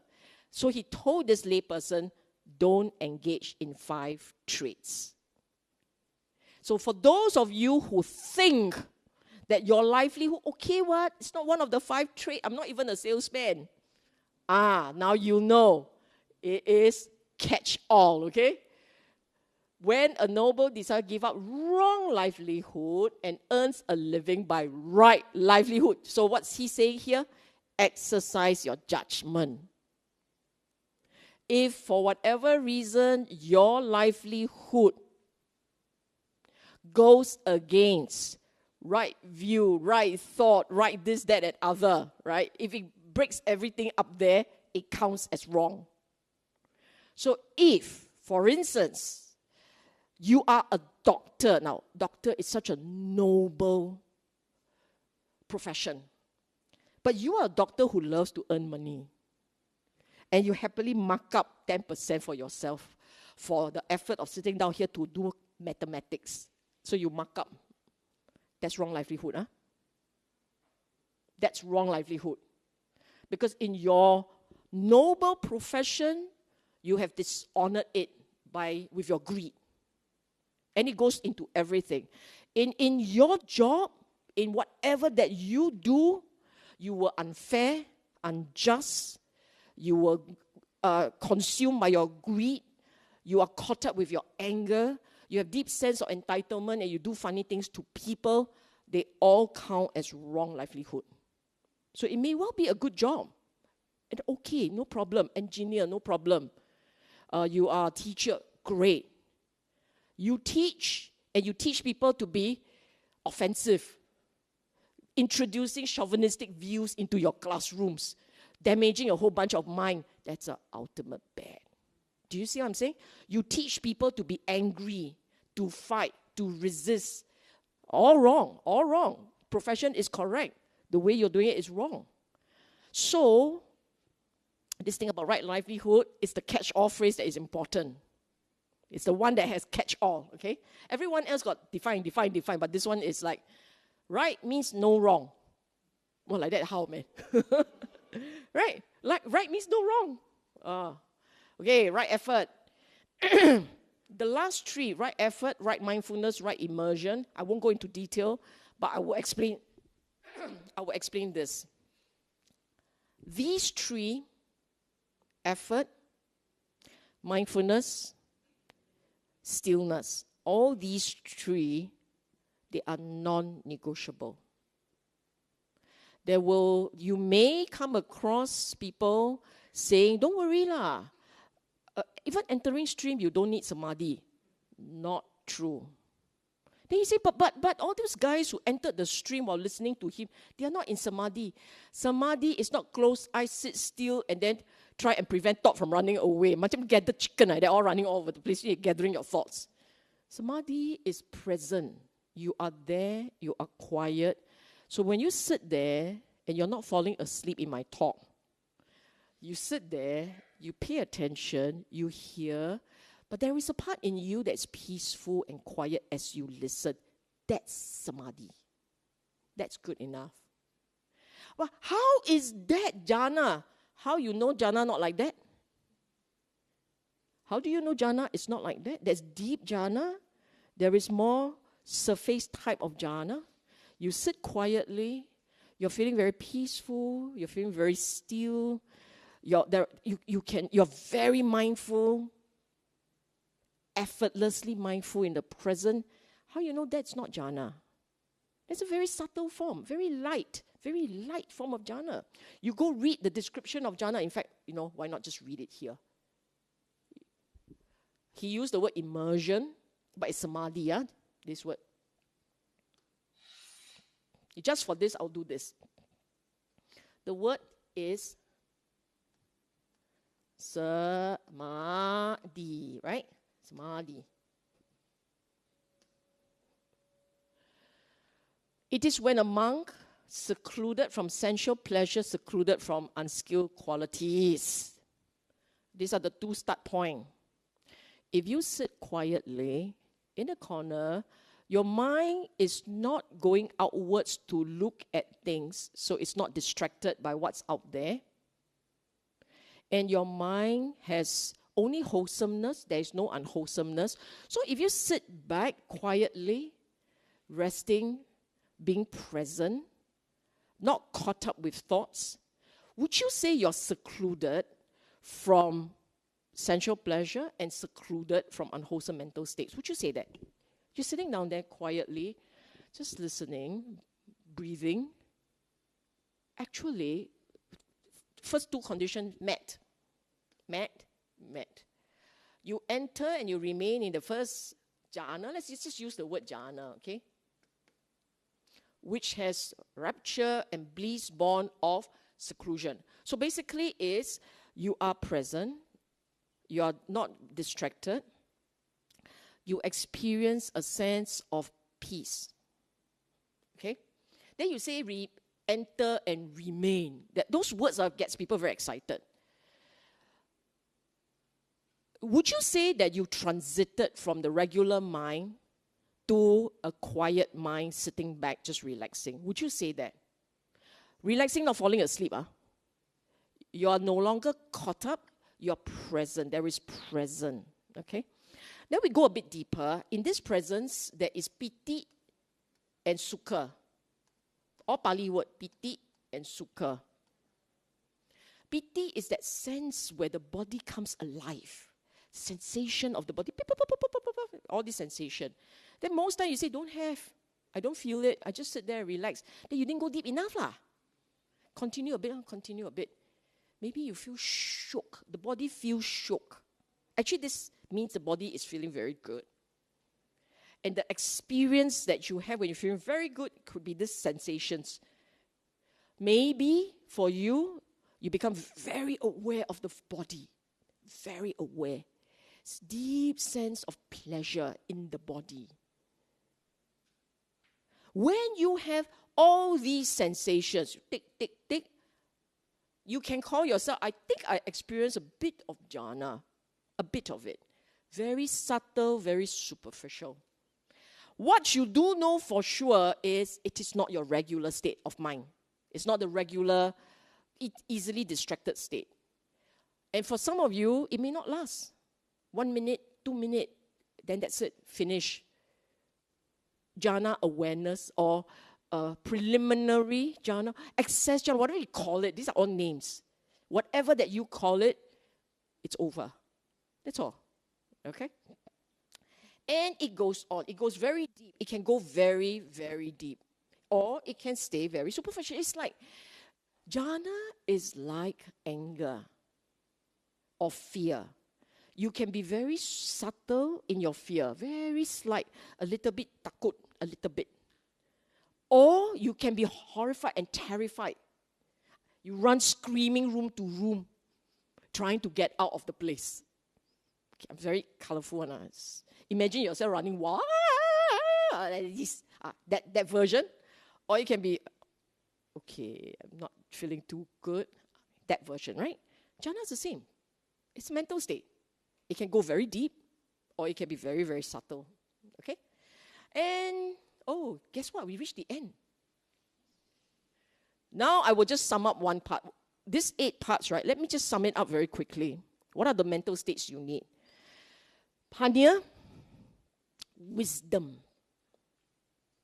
You need wisdom to understand the 4 noble truths properly. There has to be wisdom. You start with a little bit. I understand the way I live today, not good, not happy. I have a lot of distress. Therefore, I'm going to start by looking at what the Buddha taught, and I'm trying to understand a little bit, and what little I understand, I will apply. That's wisdom. That in itself is wisdom. Buddha said we should all be wholesome. We should try and not be unwholesome. You know what? I will try. So for those of you trying to be wholesome, trying not to scold people, trying not to be nitpicking and bugging, hunting all day long, you're trying to do all these things, all count as cultivation of wisdom. And you have to have that mental quality. You have to have that mental quality. Without that mental quality, you will not move on. You will not try and cultivate more. The next one, the whole set of that is sila, morality, right speech, right action, right livelihood. In other words, in how you live your life, make sure you are not always self-serving, selfish. You fail to help others. You externalize your unwholesome mental states. Instead of holding, restraining, you externalize it. When you externalize it, they are all unwholesome. Why? Because when you externalize, some people will say, oh, I create bad karma. It's not. Bad karma is here. The moment you externalize, you create certain condition in your mind. You will create a mental condition in your mind, which is negative. So you will experience. I mean, who is happy when they are angry? I'm so angry, but I feel so good. Perverted pleasure, yes. Perverted. But if you got human heart, after your perverted pleasure, you feel bad. So it's not good, okay? When you do things that hurt others, your conscience will bite. If your conscience can't bite, you cannot be realized. I'm just telling you. If you say, oh, my conscience very good one, doesn't bite. Sorry, in this life, no nibbana for you. Because in another sutta, the Buddha says you need hiri ottappa as part of your training. Hiri is conscience. Ottappa is a sense of shame. The sense of people judging you, the outside world judging you. You don't have these 2 conditions, very hard. Not likely that you will have nibbana. Okay? And you need to cultivate that quiet, that stillness. Do not, in your mind, keep saying to yourself, jhana is very deep one. Very deep. I cannot realize it. I cannot taste it. You talk like that already, vichikicha. You have doubt. You have skepticism. How to work? If you want your son to succeed, or your kids to succeed in exam, you cannot sit down there and say, why are you so stupid? Why are you so stupid? The stupid boy cannot pass exam, you know. You want the kid to succeed, you have to tell the kid, can do one, can do. I know it's hard, you can do one. I trust, faith. Say that to yourself, Ken. Okay, say that to yourself. Sis Sylvia, can I experience jhana? Can. Must have? Must have? Okay, let's just test. Okay, test. Last, we will end with a test. I ask you, what does it take to have jhana? What do you think you will need in order for jhana to arise? Sila. Who say sila? Who? Ghost? Sila. Morality. Morality, you all can do or not? Morality is a choice. Right? Morality is a choice. It's the only one that is a choice. Okay, by the way, Panya is not a choice. It's conditionally a reason. Samadhi is not a choice, conditionally a reason. But you tell me, all of you tell me this. You all think that I study, read, study, right? I will be Panya. That's assumption, right? Once upon a time, many of you may have this assumption. I read. If someone I always hear this. I don't understand the Dhamma because I don't read enough. There are a lot of people who read a lot of Dhamma, they also don't understand Dhamma. Usually you hear people say this, I'm very new to Buddhism. I only yesterday start. I'm very new.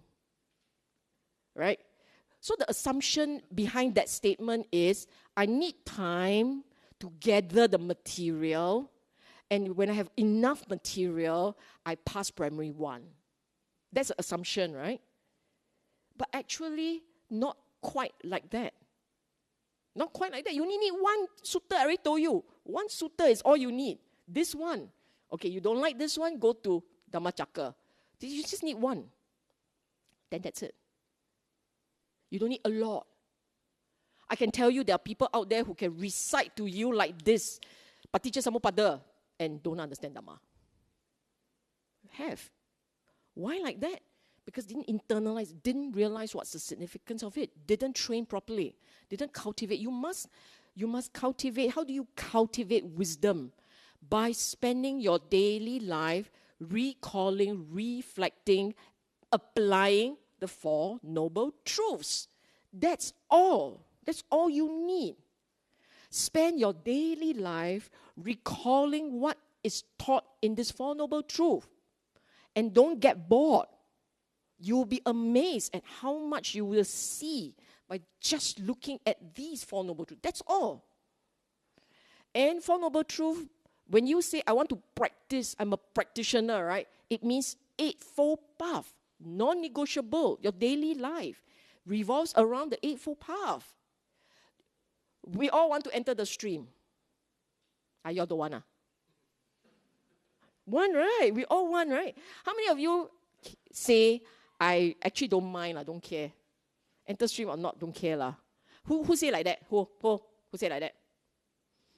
Who would say that this I cannot Honest, come on. I don't think I can make it this life. Who say like that? Come. You see? Learn, okay? Before Buddha all lie. Learn, okay? Who would say in this life, I sure can one, sure. Okay, nobody there. Then there, sure cannot, cannot, also cannot. Where are you? Where? Try. Try. Oh, very good. Yeah. Today, my answer very good. Do you know what's entering the stream? Do you know what's entering the stream? 8-fold path. Entering the stream means entering into the 8-fold path. Okay? There was a sutta where the Buddha said, the stream. What is the stream? Sariputta. Sariputta says the stream is the 8-fold path. Buddha went, 对了.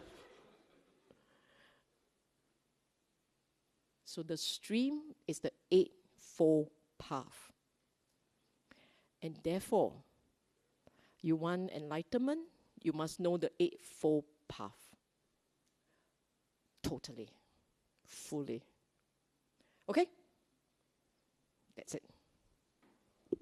Sadhu.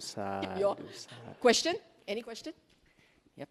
Any questions from I think anyone? we can. Any questions? Anyone in the room? Okay.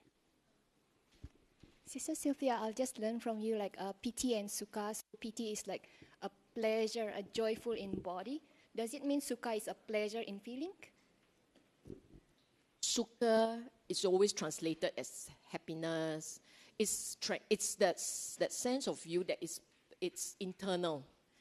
The happiness, the joy, but it is the mental one. There is a part in you that feel very happy. That's sukha. Can I ask another one? So it's few weeks lesson is about the trainee.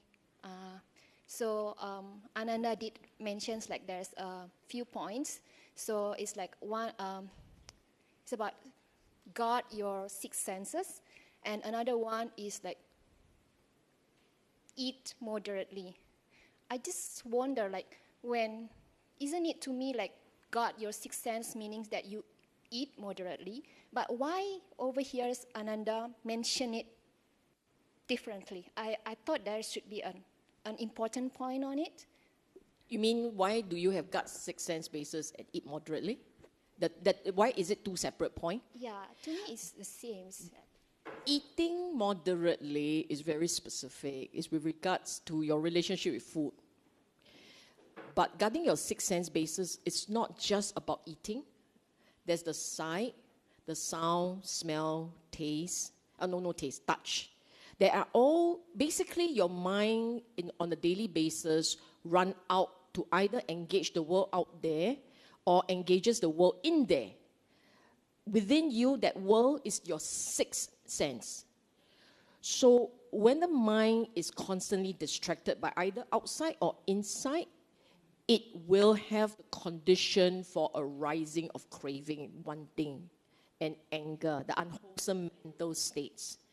So when you are being watchful, being present and watchful, by being present and watchful, the intent is so that the mind doesn't swing into the unwholesome mental states. You understand? The mind doesn't go into engaging with the world out there. The world on a daily basis, right? This is not just practitioner, yourself. If I were to ask you, can you describe to me your daily life?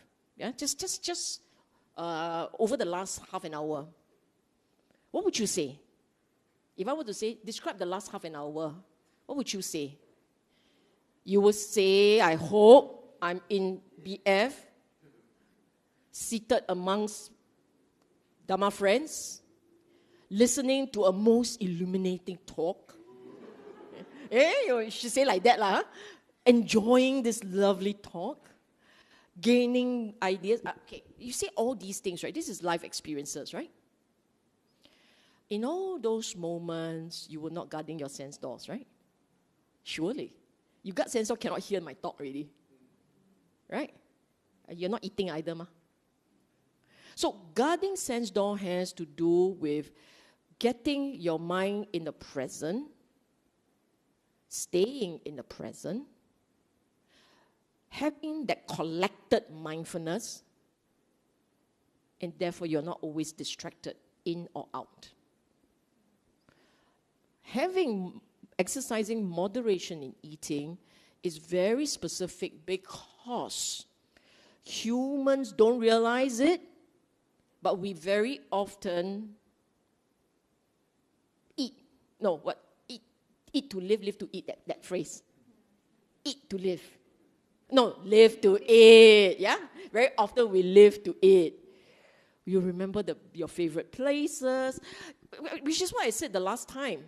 When someone is dying, right, what do you do for them? What would you like to eat? I get for you, what would you like to eat? In the same way, when you're going to execute somebody, suddenly they give them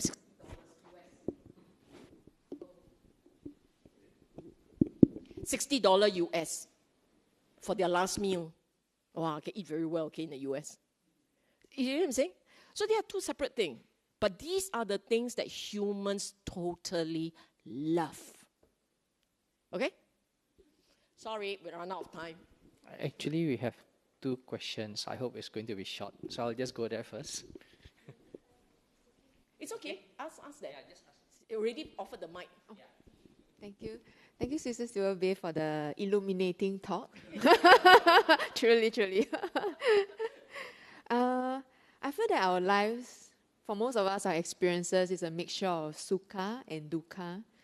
So I was wondering I understand, I have a conceptual understanding of the First Noble Truth, but how do we get insight into the First Noble Truth? Thank you. The main thing is really cultivating contentment.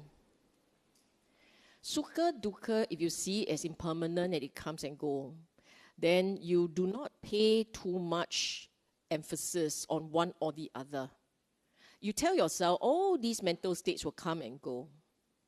I will just accept whatever is. If you talk like this, right, so it's contentment, it's being happy with the moment, it's whatever you have, you just enjoy, then it's just let be, it doesn't matter. For the lay person, you go at this pace. Whatever is, I'll just enjoy what is there. I don't hanker after what's not. I mean, surely I'll have some desires, but I learn moderation, contentment. That's a layperson's fulfillment of the practice. Okay? It's a layperson fulfillment of practice, contentment and moderation. If you really want to end this life, meaning you like, I'm gunning for the enlightenment, the end, complete cessation of craving, then that takes you to the next level. You really literally got to let go of everything. And you only hold to 4 things that is an enabler of life, keeps you alive. Food, shelter, clothes, something for modesty, cover modesty, and medicine to keep this body going. So it becomes Sangha life. And as a Sangha life, you are saying, I'm gunning for Nibbana. I will learn to be accepting of anything. There is a sutta called Saccavibhangasutta, MN2. MN2. You want to go for the Sangha practice, is MN2. And that's where you learn to tame every single human habit. Every single one, he has one way of taming that. Like eating. You know that phrase, very famous, I do not eat for appearance, for pleasure, for I don't know what else, a whole bunch of things, right? So eating is that. Then I do not spend my time thinking about the past, the present, the future, and asking questions like, who am I in the past? What am I in the past? What am I in the future? The whole sutta is about training in such a way that at the end of this very successful training, the mind stops chasing, stops wanting, stop it. Literally, the mind just rests.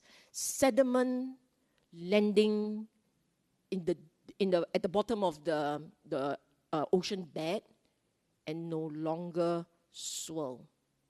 It literally settles. That still lake thing, that the idea is still. That's MN2. I won't teach MN2 in class. No point. It's an intellectual exercise for many of us. Okay? Good? Hello. Yes, final question. 5? Final question, yes. I'll help you say it. Well, I learned a new point today about right livelihood. So could you please elaborate a bit more on, well, overcharging is quite rampant in many professions. So how does the professional know, what is... Market rate lah. What is market rate? No, not even market rate. Like, how has it transgressed over to wrong livelihood? Thank you. Now, you have really identified a really, really grey area.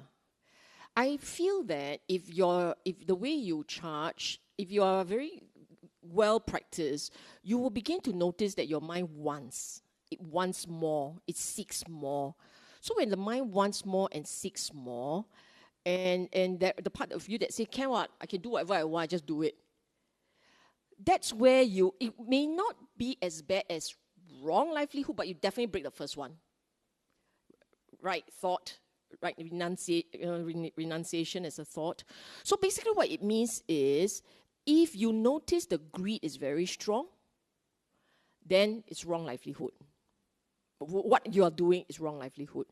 If you feel that this is the market rate, everyone is charging like this, I just put it like this, I don't look at it, I don't really care, then you're leaning very much towards the correct. Nothing is not fair. You can also ask yourself this. If you want to be really empathetic, you ask yourself this. Would I pay? Do I feel it's fair? So it's a judgment call. There is this potter. It's the only working anagami. Only working anagami in the history of Buddhism, right? Is this potter? I forgot his name. Unfortunately, when you learn from me, it's like that. I forget name, forget Sutta, but I don't forget the story. So this potter is anagami, third stage of sainthood. And he cannot become a sangha because his parents needed his support. So he made pots, he puts them on the shelf, and he invites people to just take and leave whatever they want. So you just put whatever money there, and I'll use that to feed my parents. And he doesn't look at it. He needs the money, he goes there, and he collects, and he goes feed his parents. So this was very high-end. It's very, very, very high-end. This is good livelihood to the extreme. The rest of us, so if you take this as an extreme, right? This is an extreme, means I don't charge, you pay as you wish.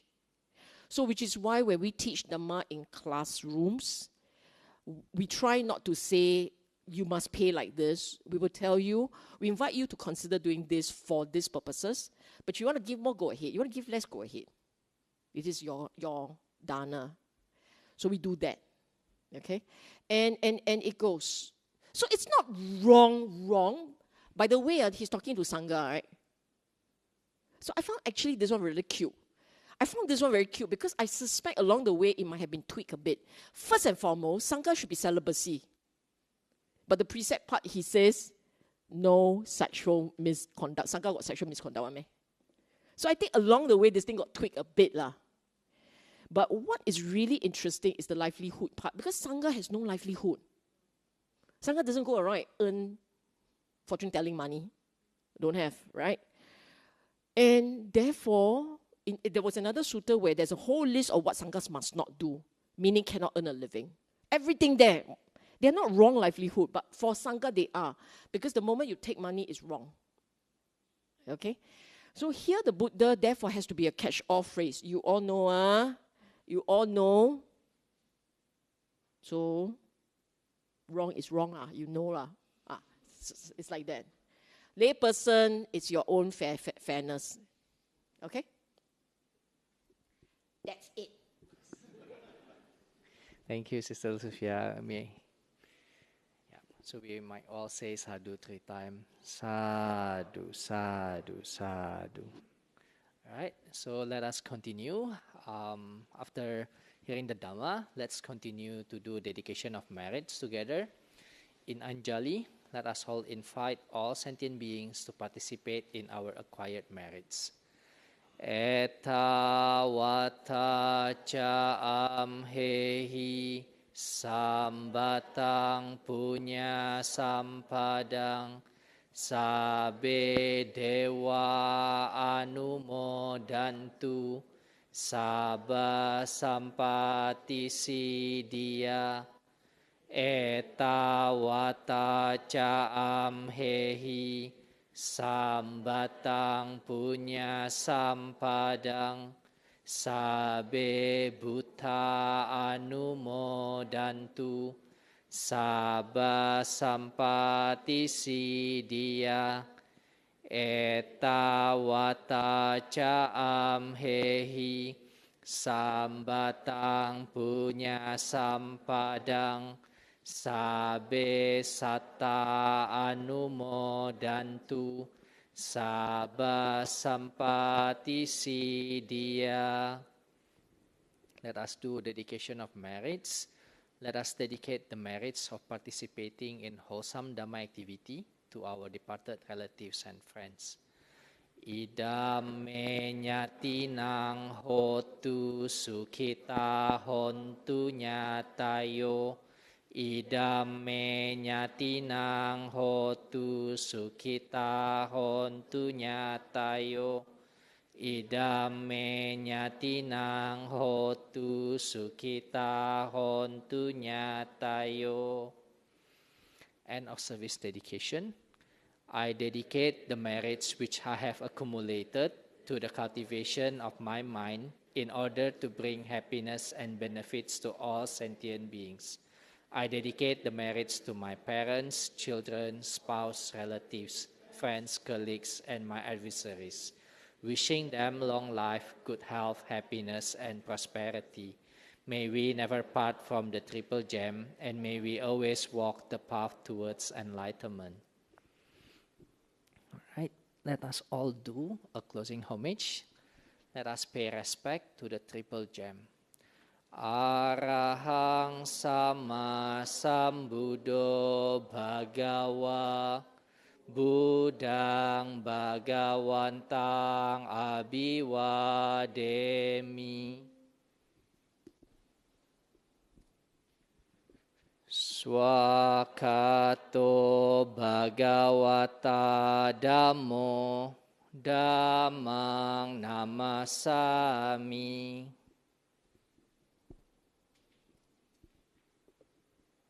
Supatipano Bhagavato Sawaka Sangho Sanghang Namami. Sadhu, sadhu, sadhu.